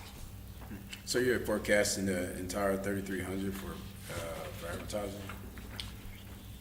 No, it says, It was the breakdown is that's listed as 3,000 for advertising and 300 for an event fee. What's the event fee? I pay the city of Texarkana, Arkansas, $25 every month to have the event.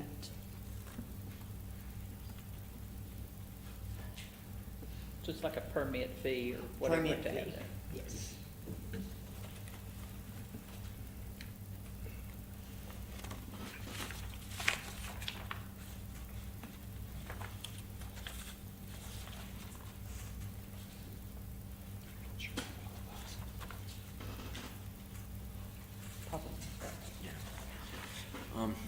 I'm not sure that part qualifies, but Okay. let's talk about the advertising that you Yes. would like to do, okay? Can you explain to us where you want to advertise, you know, what kind of advertise, a breakdown of the $3,000? I assume that's for a year, is that over 12 events? That is over the 12 events for the year.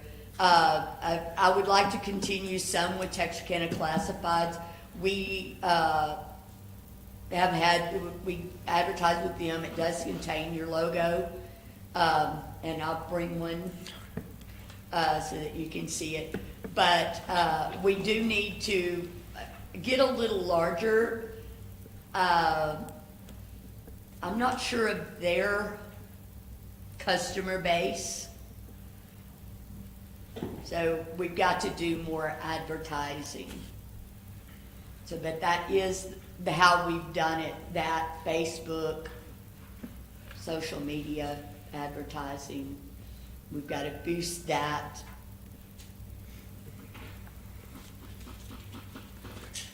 And it looks like we gave you $1,200 in 2018. Is that the last time? It says that's all the paperwork she could find. Do you know, is there more history? I thought there was. 19, it's gonna take me a little bit if I can look up 19, but I've got 20 right here. How much was 20? Heritage Park and Arts got $1,100 for 2020. I took this over in March. Okay, I understand. That's good. It said that was all you could find, so I knew Tyronda would have it for us, because I knew we gave money. Rhonda Maxwell had done it previously. Okay. Are there any other questions about that request? Did you spend all your money in 2020? I have to send She did, in the okay. last, All right, gotcha. They typically spend all their money every year. Some people don't. Okay, let's go on to your, art show. yes. Art on the Line is the official title of that as of our last meeting. That was said. The money that we're asking for, we have to promote the art show first to the artist to get them.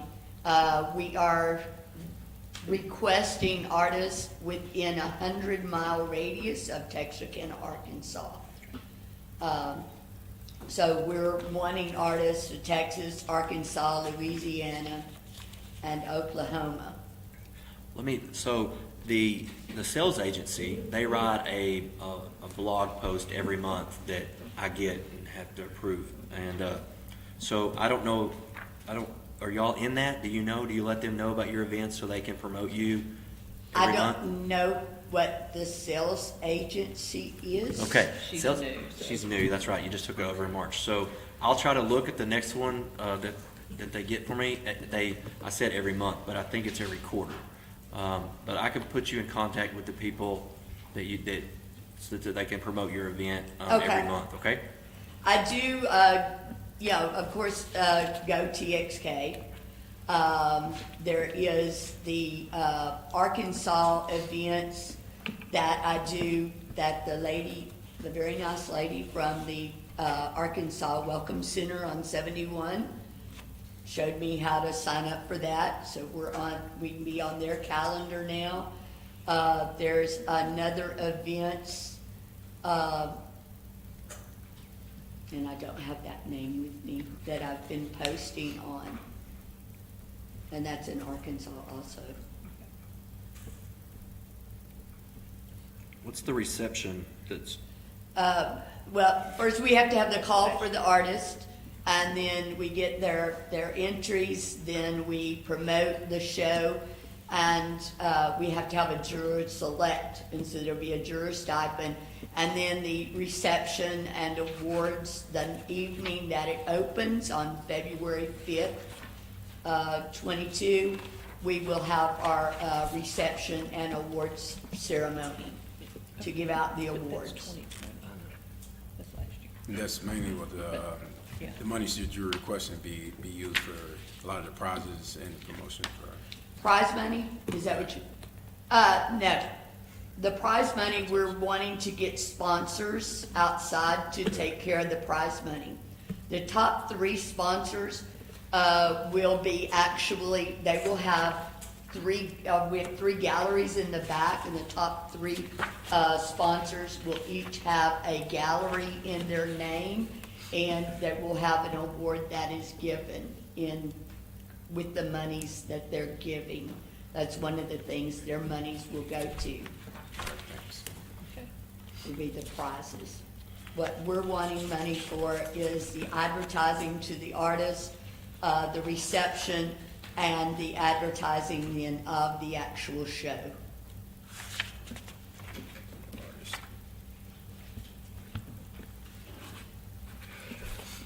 Okay, any other questions? Okay, thank you. Thank you. Velvet? Oh, did I skip somebody? No. Oh, okay. She's excited to go. I know you just can't wait to get up here and answer all my questions. I'm Velvet, and I'm with the Texarkana Museum System. And this year, what we're requesting is money for brochures and radio advertising and print advertising to advertise our events that occur on the Arkansas side, either at the Ahern home or at various locations in Arkansas. What's the 1923 Banana Club? We are working. Is that new? It is. We are going to try to put together a murder mystery dinner party at a new club that will be in the 1894 building. So we're just waiting on David Peavy to wrap up a few things. I didn't know if that was the speakeasy that was It's downstairs. the speakeasy, yes, yes. And we are going to be writing that script ourselves, so it will tell the history of an important series of events that occurred in Texarkana, and it will involve a mystery that has to do with that. So we have done the murder mysteries at the Ahern House before, and they usually sell out, and the house can only hold about 40 people. So we wanted to do a bigger sort of production and have something that can hold more people and be a lot of fun. Velvet, what were y'all allocated at, last time? 3,000 and some change. When I came on the board in 2017, we got 16,500, and in 2020, we were down to 3,250. Okay, I'll leave that. So at the new venue, you're forecasting your radio advertising, the print brochures, and the print advertising will be increased. Yes, we also do historic cemetery tours. They're not ghost tours, they're historic. They're very respectful. They are extremely popular. They always sell out. And we actually research the characters and write the scripts, and it's monologues. We think that if we can get some additional advertising money, we can send these to different tour groups and things like that, and get more and have more of those tours. And we need to restock at the tourist bureaus and things like that. And I think that y'all are included in our brochure, are you? Yes. Okay. And that's already at the travel agencies. I don't think the lighting and the costume probably qualifies. The advertising, print, and radios does qualify. Okay. And we can certainly seek grants and other donors for the lighting and the costume. And kind of the same thing, like I told the previous lady, we can promote your events on ourtexarkana.com. I'm gonna need some direction on that, Okay. because I have reached out to have that done before, and I've had no luck. Send it to me and I'll send it to you. Okay. You send it to Tyronda, yeah, that's a better option. Okay. Yeah. And this was One right thing I can as do. y'all were doing the transition from sort of staff to agency, so Yeah. I will get in touch with Tyrone. So just so everybody knows, I mean, there's a post that they do, which I do think is now quarterly. I think it may have been monthly before, but now it's quarterly. And they post, but they can only post what they know about. So they post it on OurTexarkana.com, but it's any kind of event that you're having that you bring people to. You're shaking your head at me. They don't answer. You message them, they don't If you message them through the website, I mean, I see some of those, but I see those messages. I'm saying, like, sometimes if they're not answering messages on Facebook, it's not a good thing either, because that's a lot of people who knows what they're not answering. Well, if you have an event that's bringing people to town, and that's free, it's not gonna cost you anything. I mean, they post, I read it. I tell them it's okay to post it, so, like, I read it when it's all done. I don't say yes and no to each individual thing. They post the whole thing and I read it and say yes. And I don't think I've ever said no, so, if you'll get to Tyronda, your information about your event, then it'll get publicized on there, published on there. Are the events only on the Arkansas side, or events on both sides? It's the Arkansas side. Even though events occur on the Texas side, there's an Arkansas restaurant. Yes.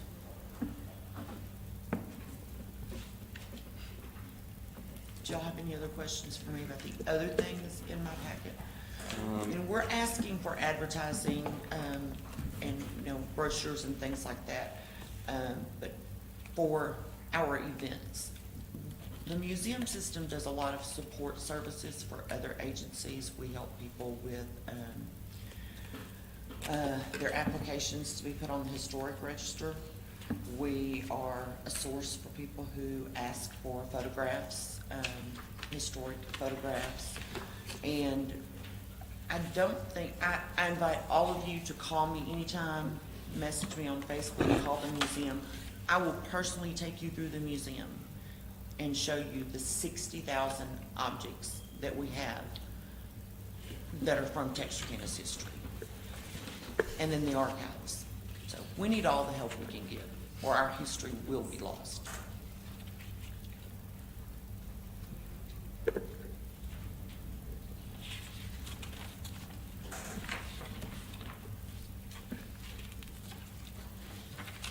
Had a guy speak yesterday at the Bar Association meeting, and he utilized the museum system as a source for a book that he wrote. Rob Couch, we had him for a book signing. Yeah. I think I emailed everybody a invitation Isn't to that the Uncle reception. Bryce Yes. Uncle Yeah. Bryce, Killing the Trial, a True Story. The books are on sale at the museum, and he's donating all the proceeds to us. It's a fascinating. We donated the proceeds yesterday to the Bar Association. Okay. The ones he sold at the meeting anyway. It's Texarkana's own To Kill a Mockingbird. Yeah. So, And he wouldn't tell me what happened. Spoiler alert. Okay, any other questions? All right, thanks, Velvet. thank you.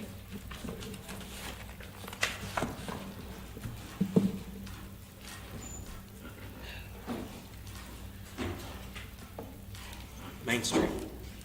Hi, Ina McDowell, Main Street, Texarkana. I've been making notes as you've been asking for questions, and hopefully, I was thinking I could just point out some things about us and what we do, and then unless you already have questions you want to go ahead and ask me. You can go ahead. Before I start, generally, as mentioned, we are Main Street, Texarkana. I work under both programs of Main Street, Arkansas and Main Street, Texas, which is actually the umbrella of the National Main Street Center. We are celebrating 15 years this year that we've been in Texarkana, so that's a great accomplishment. Our main goal is the redevelopment of our downtown area, which we do that in a lot of different ways through events that we have asked for your support in. We also produce the city guide, which is very well received. In fact, this year, the mural that's on the side of the TLC building is on the cover, which I think is beautiful. Ironically, it went to print the day that it burned, but I was so grateful that the mural was not damaged in any way, and actually TLC is supposed to be back open in December. We did use all of our funds from 2 years ago. We received $9,000. However, last year, of course, we did not receive funds. We did not have Dine on the Line, which we've had for 5 years. Last minute, we did end up canceling the Christmas parade last year. All advertising had been expended for that, all details, and literally 24 hours. We had to call it off because of safety concerns. But we are back on track for that. 12 Days of Christmas is the theme this year. I would love to see more like a hallmark in our downtown, as we tried to do last year. And we are, a lot of the things that we do, we partner with other organizations and businesses in the downtown, because again, our main goal is the redevelopment of downtown, bringing in people that are spending money in the downtown restaurants and the businesses. As Jeff mentioned, one of our major projects, I guess 2 years ago now, were the planters that we worked with them. That was a $50,000 project that we went out and raised the funds with to get those done. We now receive separate grant funds to help us maintain those planters throughout the year. I was going to suggest to Jeff that if we had the funds, we could put the self-watering systems inside each of those plants, and we wouldn't have to rely on asking the city to help us with watering those. But maintenance of those is typically with volunteers and me and my best pair of gloves. One other thing that we recently did, again, our goal is the development of downtown, bringing people down here. We want them to feel safe. We want them to have reason to stay down here with new businesses and the restaurants. But we recently put in new lighting on Broad Street. That was a $20,000 project. It's called Dark Sky Friendly Lighting. And we are now working to get the lights along the buildings back up and repaired as part of that funding. But I'm sharing those things with you because we do way more than events. We're kind of the whole package for downtown and promoting what happens downtown. Hey, tell us about the line item you have in your budget request for Dine on the Line, the 10,000 you request for that. Yes, so that has been an annual event. 5 years, as I mentioned. We did have to cancel that last year. We have decided to pursue doing that in the spring. We normally have that the second weekend in October. But we literally put a table down State Line. Are you familiar with the event, or is that what you're asking me? We put a table right down State Line Avenue and have a dinner that's served so that we have people seated eating in Arkansas and Texas. We do a traditional toast by the two mayors on the state line that typically we want to come together as one community. So it's a taste to both states. We have live music, bands, wonderful food. When we did this 2 years ago, we were able to get money from the farmers markets, using both farmers markets that are in our downtown area. Do a lot of promotion of that. I know we draw in a lot of people for that as well. You'd be surprised the number of people that call, and they will plan their vacation time on when Dine on the Line will occur. They're originally from Texarkana, and they love that event. And So how long has this event been going on? Excuse me? How long have this event been going on? We had it the fifth one, Okay, year fifth. before last. Yeah, so 5 years. Let's see. I did want to mention, as I think you all brought out about having the logo on things, I can show you our logo your logo is placed on events that we've had in the past. That's not in this packet because we didn't have those events last year. But we definitely expended the $9,000 in advertising and promotion.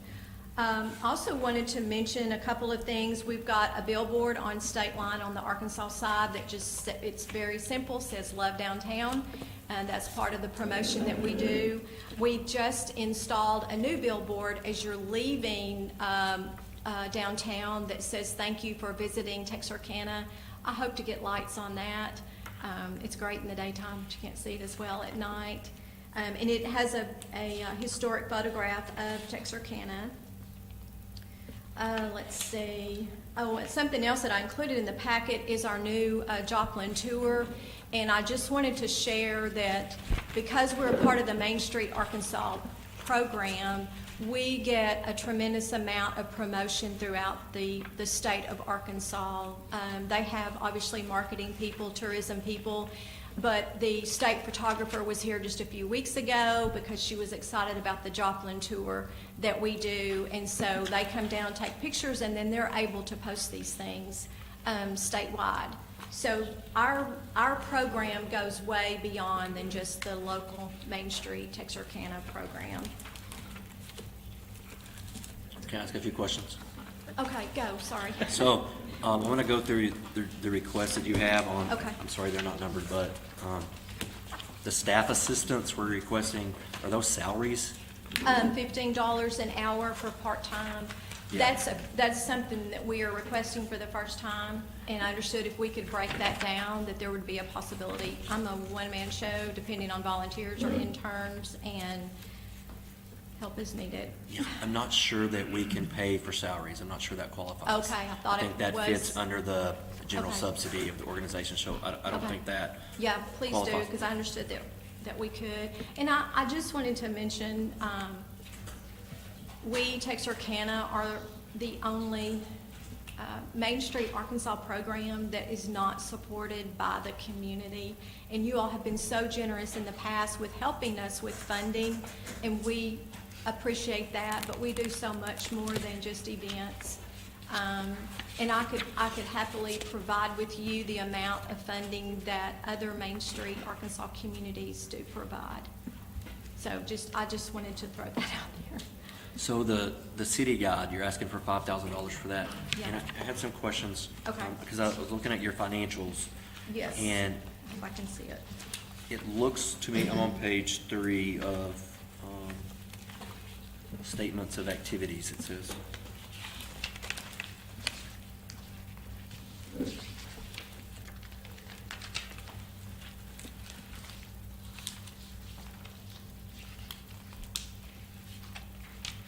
Can you hold it up? Yeah. Sorry, I don't have my glasses. I didn't come very well prepared. Oh, okay, my budget. Okay, gotcha. Okay. So it looks like you brought in $38,400 from the city guide? That is gross. That's not net, but yes. So, and then it costs $26,000, I guess, to produce? We So- only net around 13 to 16,000 on that. And that's actually where y'all have helped us in the past, but that is a fundraiser for us.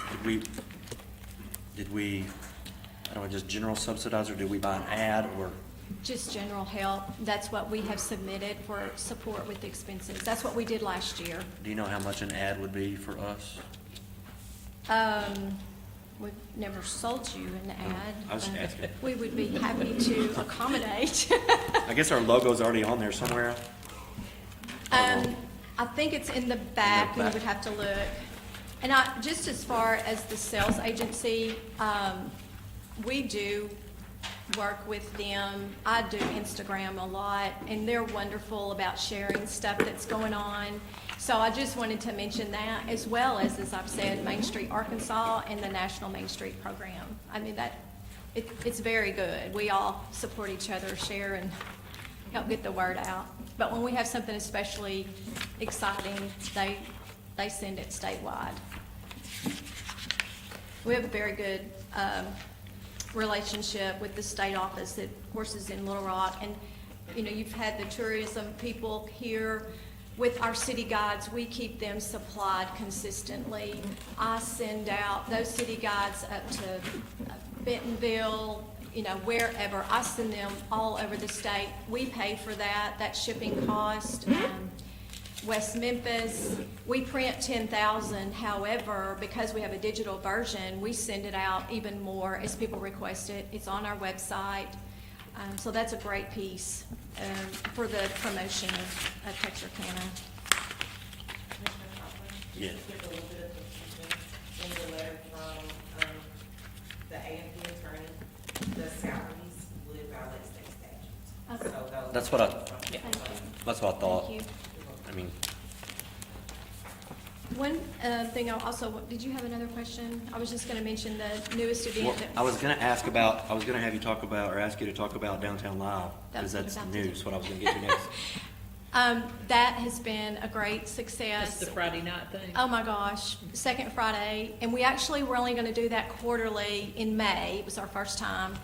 And it was so well received, where we bring in local artists to come downtown and just set up on the sidewalk and just work, do their thing.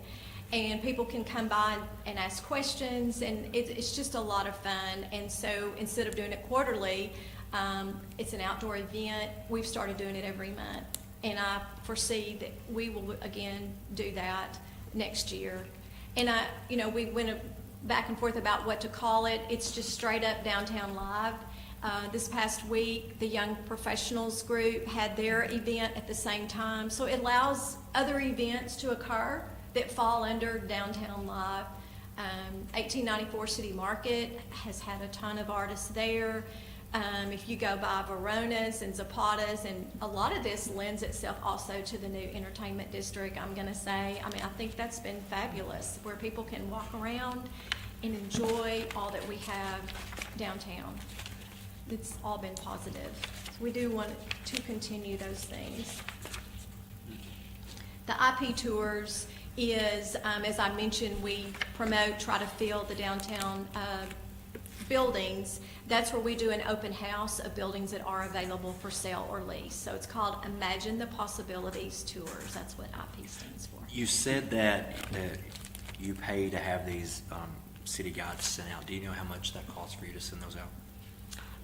One box is around $30, and I usually send at least one box now, at a time, and there's 50 to 75 per box. I could give you the exact breakdown on that, but obviously that doesn't account for the digital versions that I send out to people.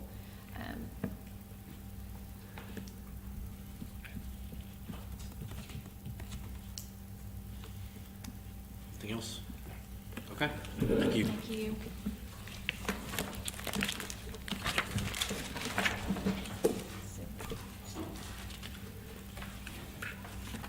Hey, the symphony.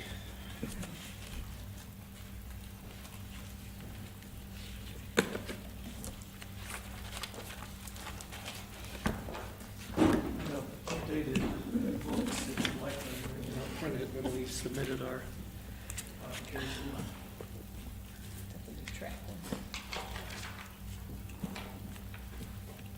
So I guess I'll proceed as the others have with just a little bit about the TSO and then take your questions. The Texarkana Symphony Orchestra is in its 16th year of performing in Texarkana. It's the only professional orchestra in our immediate area. We employ over 60 musicians at any one given concert and time. We provide 7 concerts per year on average, plus a student concert. At each one of these, we bring anywhere between 54 and 62 to 72 musicians who come from as far away as Tulsa, St. Louis, Dallas, Baton Rouge, Houston, Memphis, Little Rock, and Fort Worth to perform with us. And we have audience draws that we can prove from Clarksville, Russellville, Hot Springs, Little Rock, the Northwest Arkansas region, Magnolia, El Dorado, and Hope, as well as from Jefferson, Atlanta, Mount Pleasant, Greenville, Paris, the Dallas-Fort Worth Metroplex, and the far north Houston suburbs, as well as Shreveport and Bossier City. We invest over $10,000 in marketing each one of our concerts, and that marketing money is now primarily spent in mass media elements of TV and radio and social media buys. Very little is done in the newspaper now.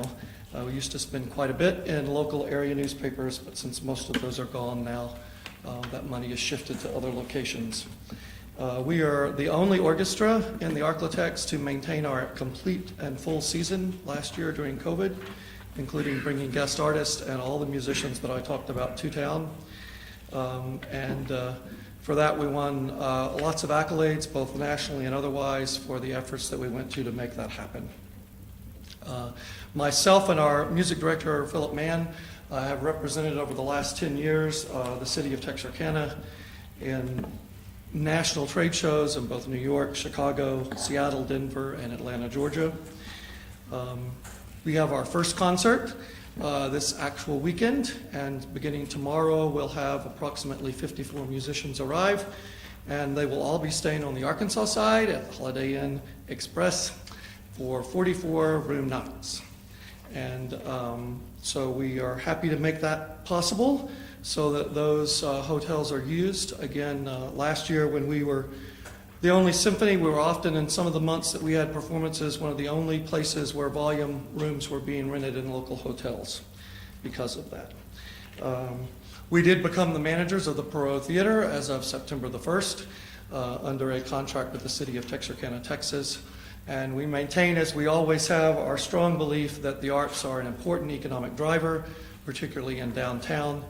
And all that the arts provide actually not only helps to drive the economy of all of our businesses, restaurants, and hotels, but also makes us a more attractive community for the future of economic development. Sir, you mentioned that in marketing and television, you spent like $10,000, and for this proposal right here, requesting 24. 25,000. Yeah, 25.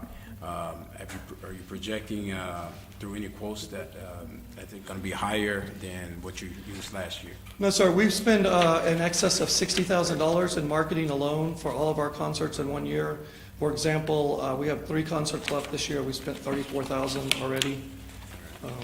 So the $10,000 that we spend is in total. Some of that money in years that were funded by the A&P Commission comes from A&P funds, it comes from our own budget, and it comes from funds we get from the city of Texarkana, Texas as hotel and occupancy tax.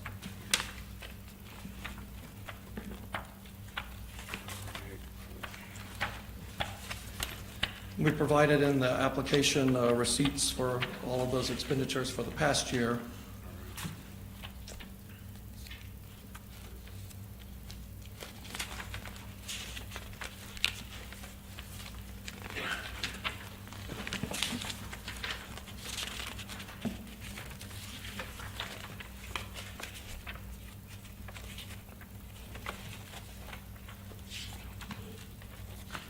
I'm looking for a history of what you've been awarded in the past. It should be in there, it's a few pages in. There's a lot. There's a lot. Yep. Up until last year, we were funded every year from 2008 forward. I think it was $10,005. I'm sorry? I think it was a lot of $10,005. That was in 2020, yes, sir. Last time we were funded.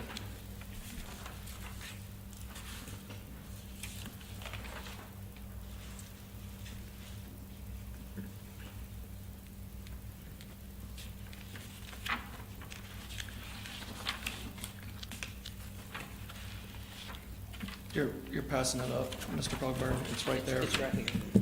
Page 1? Well, not really page 1, but okay. It starts on page 1. Gotcha.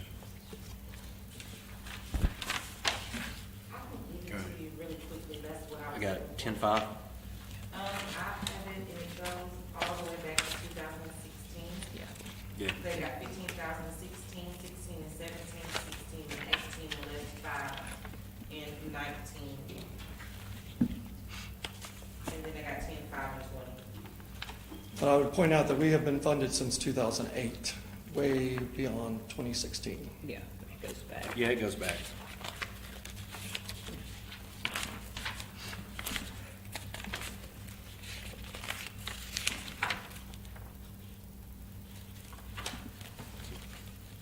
Seven.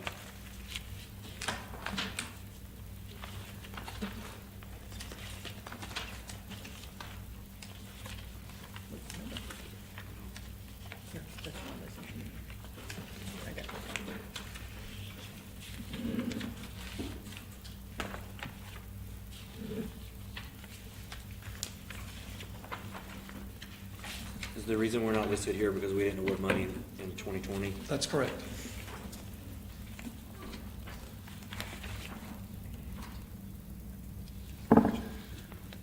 And as you'll notice, if I brought posters and flyers, your logo was on there all the way through Christmas of 2020, and then it disappeared at 2021.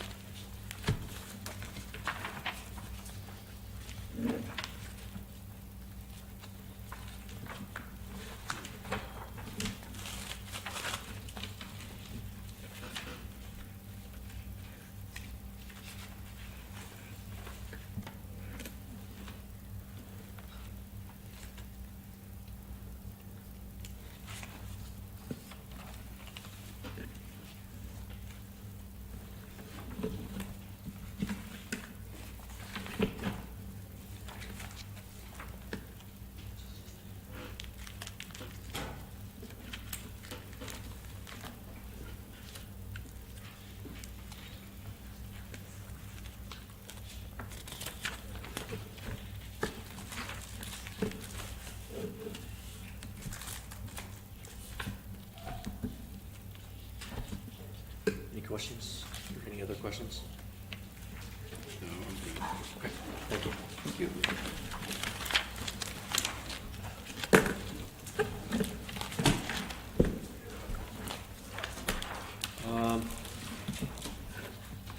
The scholars.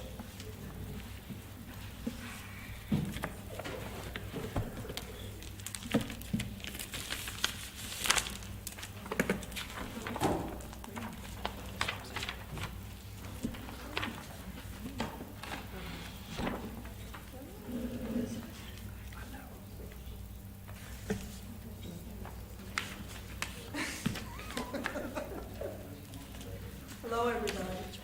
How are you? Good. We're good. My name is Rhonda Dolberry. This is Chiquita Burks. I am one of the co-founders. She's the other co-founder. She is the president. I am the vice president. We are a team, and so we'll do this simultaneously. Can we get the... Can we get the... Oh, okay. We thought we were going to play the video. Let you see the video. Okay, but you do have the pack. Is that correct? You got the pack. Okay. Again, like I said, we are the scholars, and we are here in regard to one of our annual fundraisers, which is Keeping History Alive. Did y'all come downtown this past June? We had it in June of this year.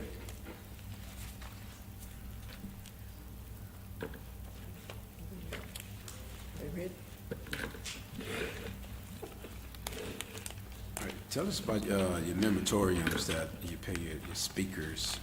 How often do you have speakers? Once a quarter, or I'm looking at your cost. Now, what we're here for is for Keeping History Alive, which is just our yearly fundraiser, yearly event.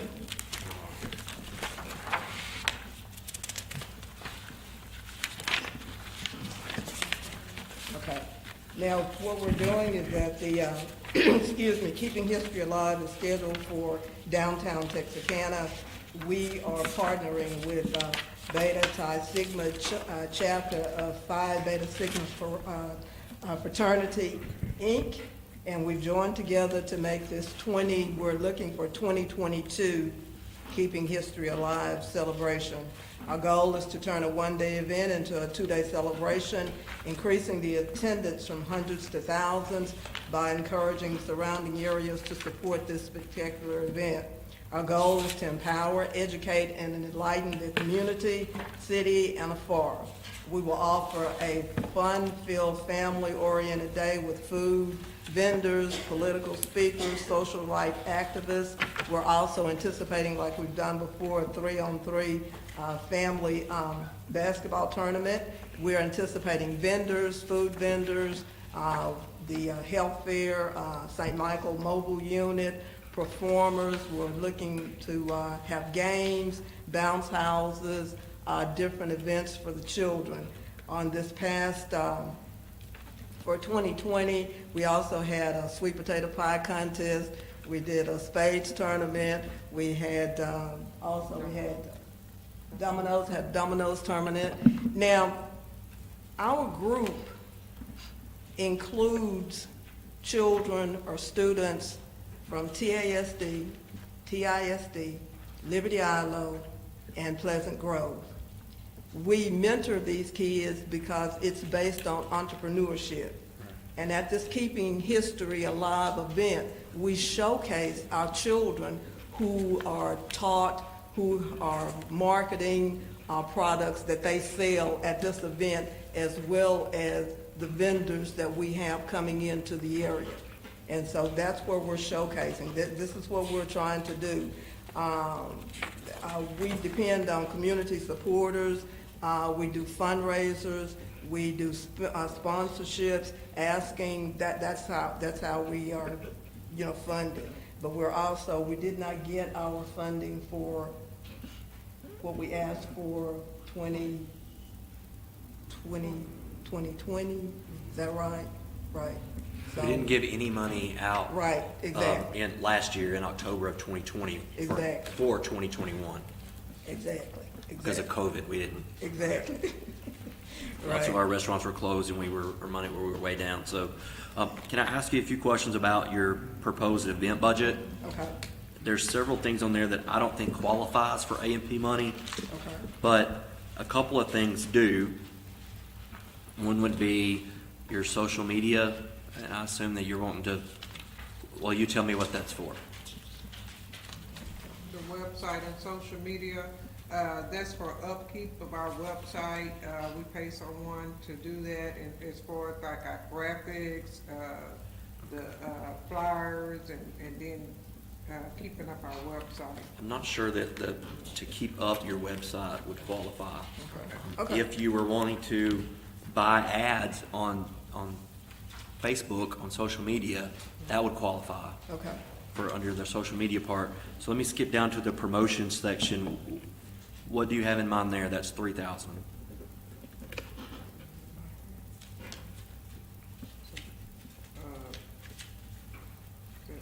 Advertising. Our advertising. Right. For radio. Right. Advertise, Yes. that does qualify. Okay. Can you Yes, get that's us what a that's for. breakdown of the $3,000 and how Yes. you would want to spend that? Yes. Yes. Okay. Before next week? Oh, yeah, we Okay. can do that.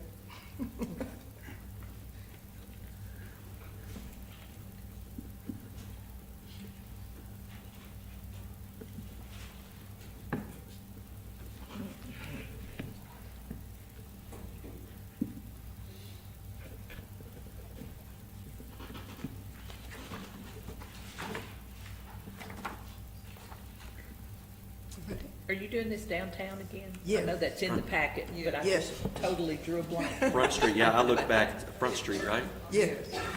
And we are working on bringing a carnival with it this year. We didn't get to do it, next year, we didn't get the carnival. They were short of staff, so, they weren't able to come this year. Right. So we're working on it for next year. It was very well attended. Like I said, people from all over. We had numerous vendors. I think the children enjoyed it. But the Keeping History Alive, it's a fun-filled day, but it's also educational, because what we're doing is that we're promoting ourselves, our heritage, our culture. It's the Juneteenth celebration is what it is. And so what we're doing is that we're encompassing Arkansas, Texas, the whole 9 yards. So it's just a fun-filled event. It's an event for the kids to also see how the city comes together, different vendors, and for them to sponsor their own products. I think we had at least Normally, our number of students that we have is between 22, maybe 25, and at this event, each one of our students had a booth, and we, let them set up their booth, and they had to come up with an idea of what products that they wanted to sell. Now, selling their products, we also taught them prior to the event, the workshops that we had, that you had to market yourself. You needed to find out, okay, what are you going to sell? What audience are you going to try to, get to, to sell your product to? So all of this is not just, it's more than fun. It's an educational, this is a life, because we're teaching them to not just own their own business, but being entrepreneurs. The whole gamut between talking and recycling and using what they have, marketing, spending the money, what does that mean? So, and then we come back afterwards, after the event, we come back and have them tell us, provide, information. What did you sell? How much did you make? What did you do that you would maybe not do this time, but you'll do differently? And also we had vendors to come from as far as Little Rock, and then we had some from Memphis. So we did have vendors to come from all over, Right. and I think it'll be bigger and better next year. Yes. We know it will, no matter Yes. what. We know it will. So, hey, we're good to go. Okay, any other questions for Commission? No, thanks. All right, thank you, ladies. Thank you. Y'all have a good day. You do your presentation next week. Play your video. Okay. Yeah, We're ready. video.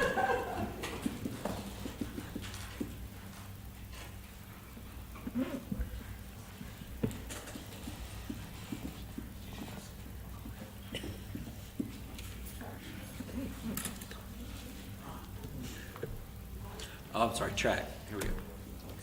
Hey, Jim. Hi, I'm Jennifer Unger. I'm the Interim Executive Director at TRAC, and I'm here to present on behalf of TRAC.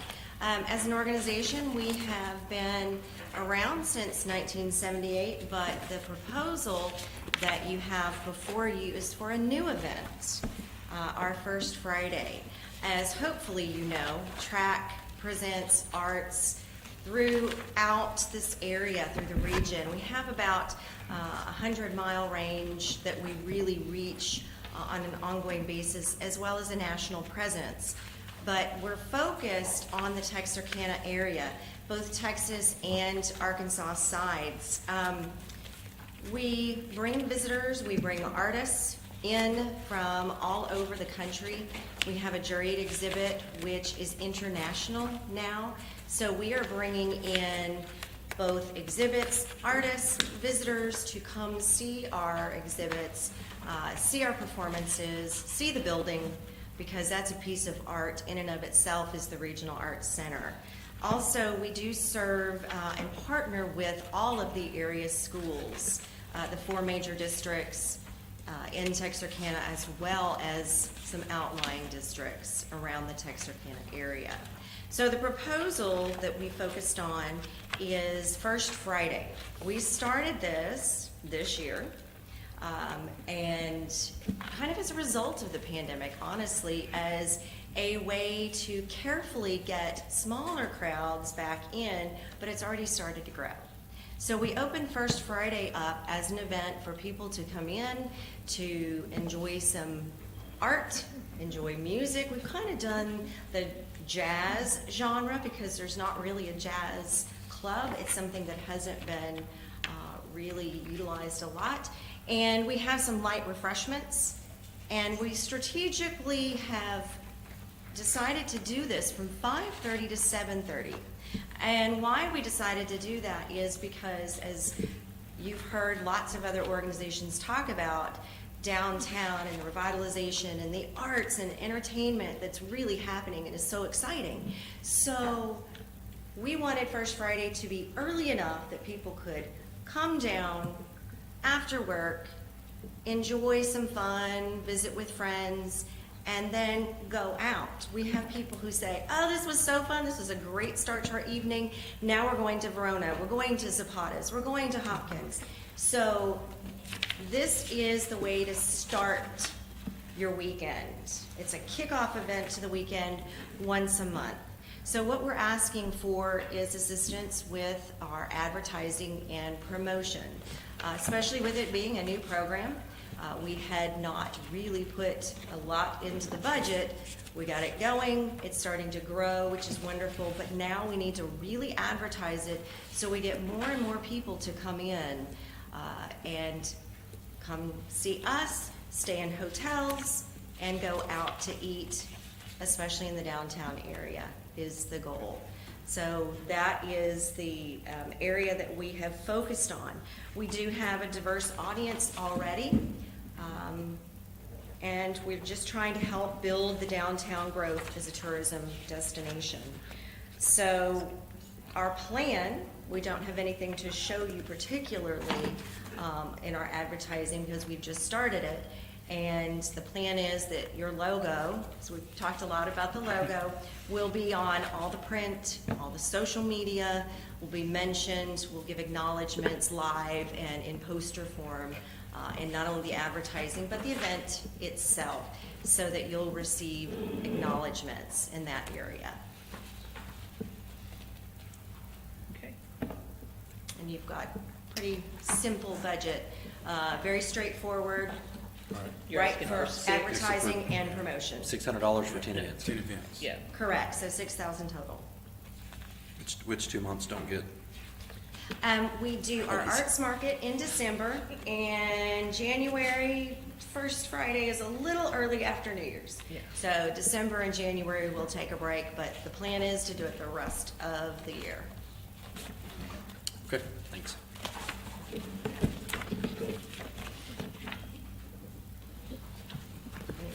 No questions? Good. Okay, that's easy, thanks.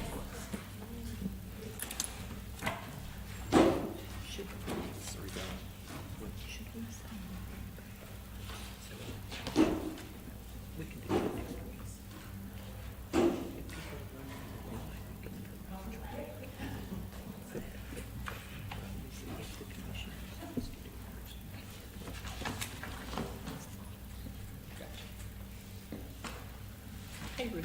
Hey. Hey, Sandy, how are you? Greetings to all of you. And I appreciate the opportunity to come and speak to you tonight. I didn't know I was going to be speaking, or I would have worn longer pants.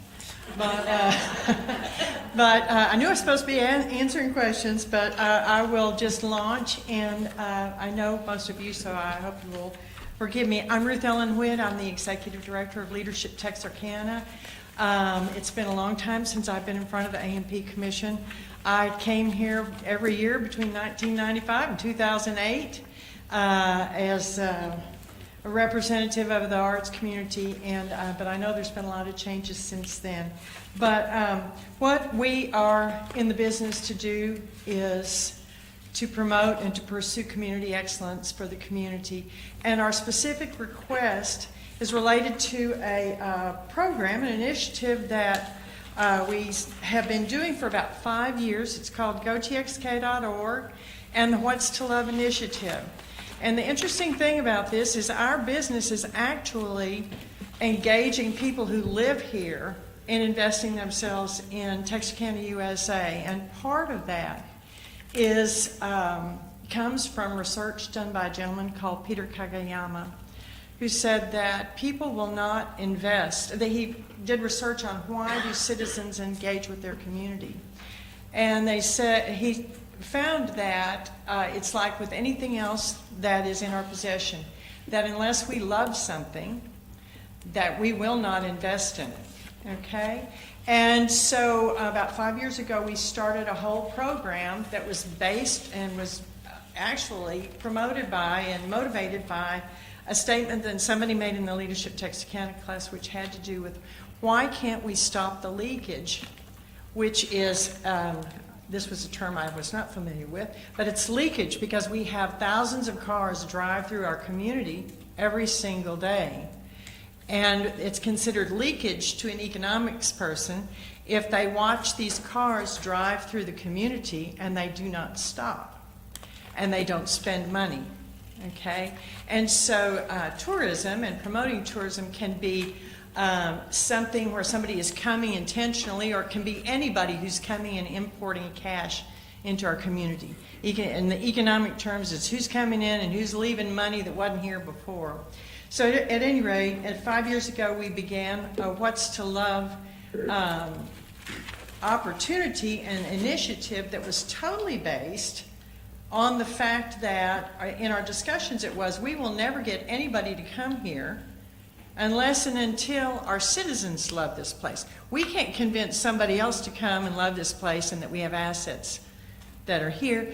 If we're our own worst enemy and say, well, this is Texarkana can't, and this is, you know, oh, well, we're not as good as this place or that place, people are going to drive on and they're going to go to those other places before they stop. So anyway, we started What's to Love Texarkana, and it's all based on Peter Kageyama's research, which said that the things that people will love about a community have to do with food that is particular to a place, special events, special assets, beautiful green attractions, and all sorts of things. People who do wonderful things.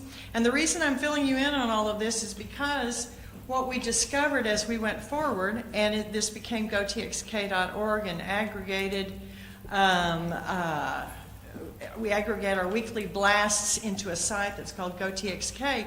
What we didn't realize is that things that made a community attractive to the citizens made a community very attractive to people who were looking in from the outside.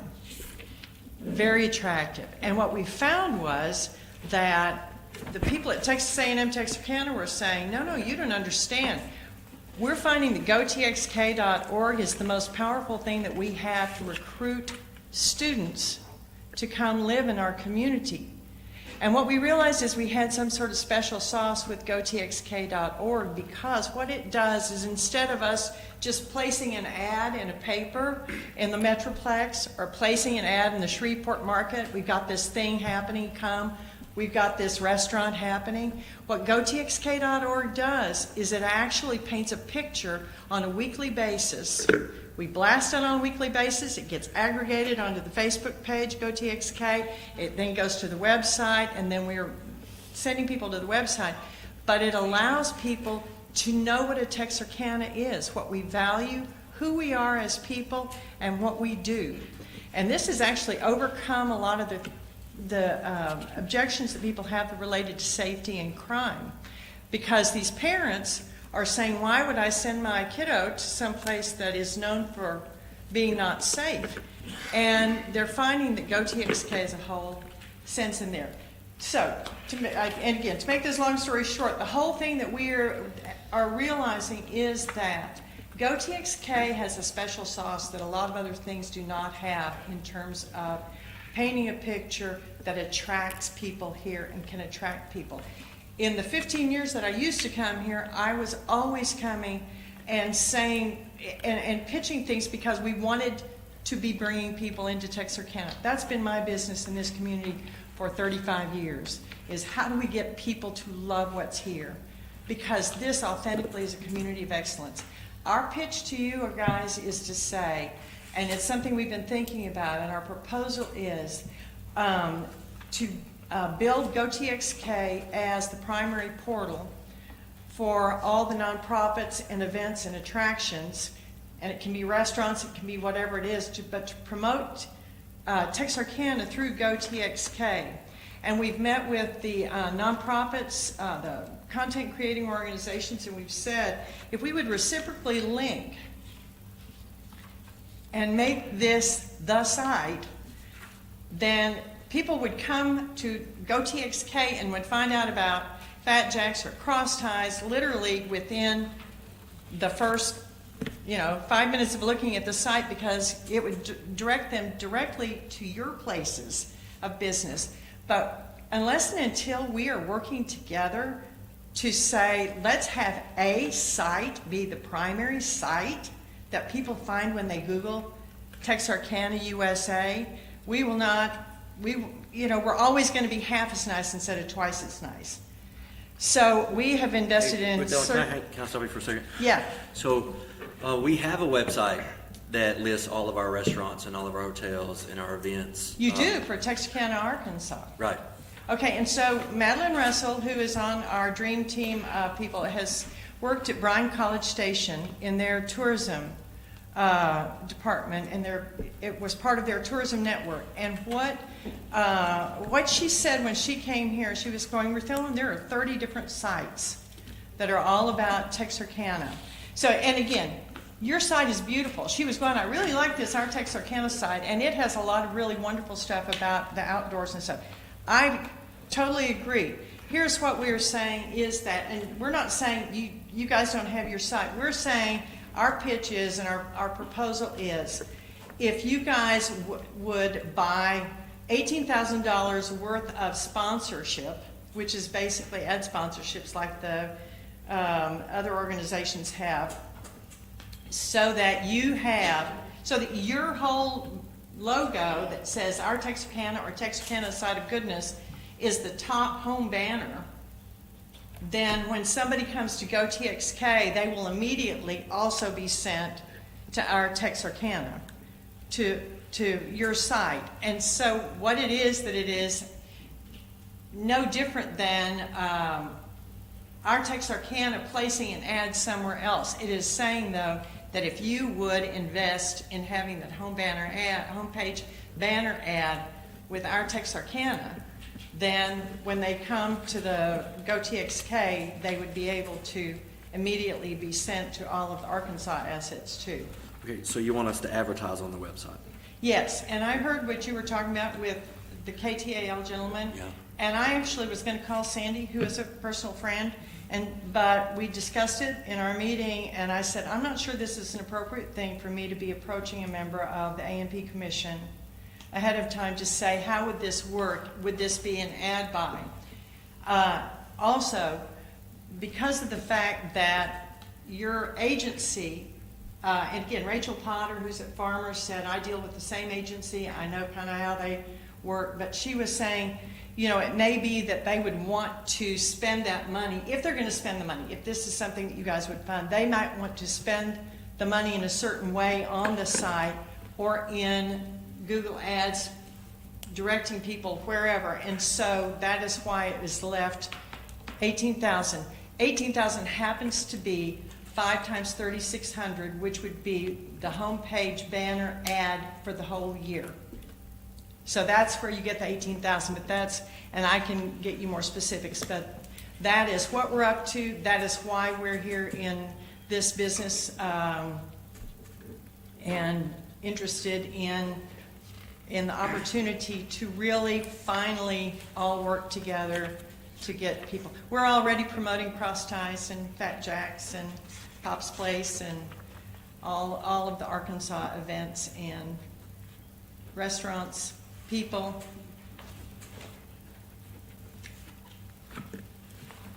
But I'm here to tell you, Go TXK has a special sauce that just placing ads doesn't. I'm here to tell you, it is painting a picture that tells people what we value and who we are, and that we are a community of excellence. It's different. All right, you have stated here, will you help clarify this for me? You say 18,000 would be 3 of the 36 placements in various places on the site, so it's 3 different. Here's what areas you're gonna their target. ads, the whole site was redone. And what I didn't tell you guys, after search engine optimization, and I will definitely come back here, but after search engine optimization, which was done in July, it went from 11,000, went from approximately 2,000 organic impressions a day, daily, to 8 weeks later, on September 27th, there were 111,000 daily impressions organic that were not promoted by any kind of ad. This search engine optimization is what it's the company Rob Sitterly has been using and that Leadwell has used, and it's just rocketed up. What the ads are, the way they're placed, the different sizes are priced differently. Each ad placement can be sold 5 different times, so that the homepage banner ad placement is the primary one. It is a $3,600 buy, but it will be sold to 5 different companies so that as something is refreshed, then a different ad comes in its place. That's just how those kinds of things do. There are also ad placements that are $3,000, and there's one ad placement that is $4,000. So that's why those three prices were mentioned. The 3,600 is the 18,000 is 3,600 times 5, so that it would be a full year buy. We are already spending, as a very small organization, as you can tell by our annual budget of $130,000, we're already spending $15,000 of our own money and have been spending $12,000 of our own money annually to pay people to help populate the calendar and to get everybody's information on there so that it has value to the whole community.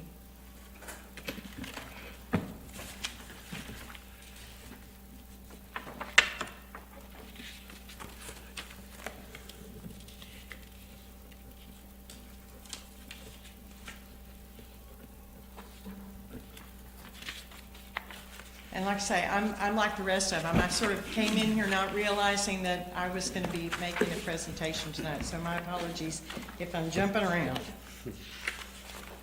You're good. Any other questions? No, thanks. Okay, thanks, Ruth Ellen. Thanks. Bye, guys. Appreciate it. Arts and Historic District.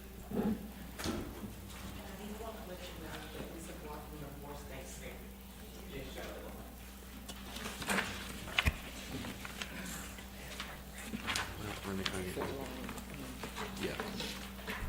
Take one of this because that's all, this is the last. Gotcha. Person who was on time. Go ahead. The other was a Good little evening. late. Go ahead. Good evening. My name is Keith Beeson with the Arts and Historic District. We've recently started something new. I think you guys may have seen last week downtown Texarkana on the Arkansas side between between Zapata's and Hopkins. In front of Hopkins. Yeah, right in front of Hopkins. We recently have started a concert series. It's been a little derailed since we've started, but we're hoping with partnership between the City of Texarkana, Texas, and Texar, we were able to purchase a new traveling stage for the Texarkana, Texas Parks Department. When we made that purchase, Texar came to the city and said that they would like to start a new concert series that focuses on local bands, local brews, and local bites. So they want to do about 4 per year and alternate between downtown Texarkana, Texas, and downtown Texarkana, Arkansas. We did our first event in front of the Pro Theater over there by Con Point. We were able to get Redbone Brewery to come out, as well as food trucks. We've estimated about 350 people that came out and enjoyed music that was provided by the Moss Brothers that evening. Then this last week, we moved to the Arkansas side and did the same there in front of Hopkins. So our proposal, and I've learned a lot, by the way, by sitting back there. So, So you already know some of it doesn't qualify? Yeah, I already know some of the disqualifying factors. But I wanted to put it out there that we would, be interested in, or that we were seeking funding to promote these events. And like I said, I know that I'd put staff and a couple other things on there. But we are interested in working with you guys to help promote those events when they do come to the Arkansas side. So I think the marketing part qualifies, which would be, I guess, it would be $1,000. Sure. Times. No, it's 500 times 2. I was looking at that wrong. Yeah. I'm going cross-eyed. So, how do you intend to market it? Well, so the last one was actually, we bought ads in 4 States Living, but I would like to really boost up our social media presence, of course, using logos and everything else that you guys would require. Yeah, there you go. I saw it on Facebook. Yeah, oh, good. But yeah, so we would like to ramp that up on social media, and then, continue with our other advertising, avenues as far as local magazines, things of that nature. Okay. All right. Any other questions? All right, thanks. Awesome, thank you. Now we're gonna take a break. I'm sorry. Per request of my vice chair. Yeah, that's about my 20th bottle of water today.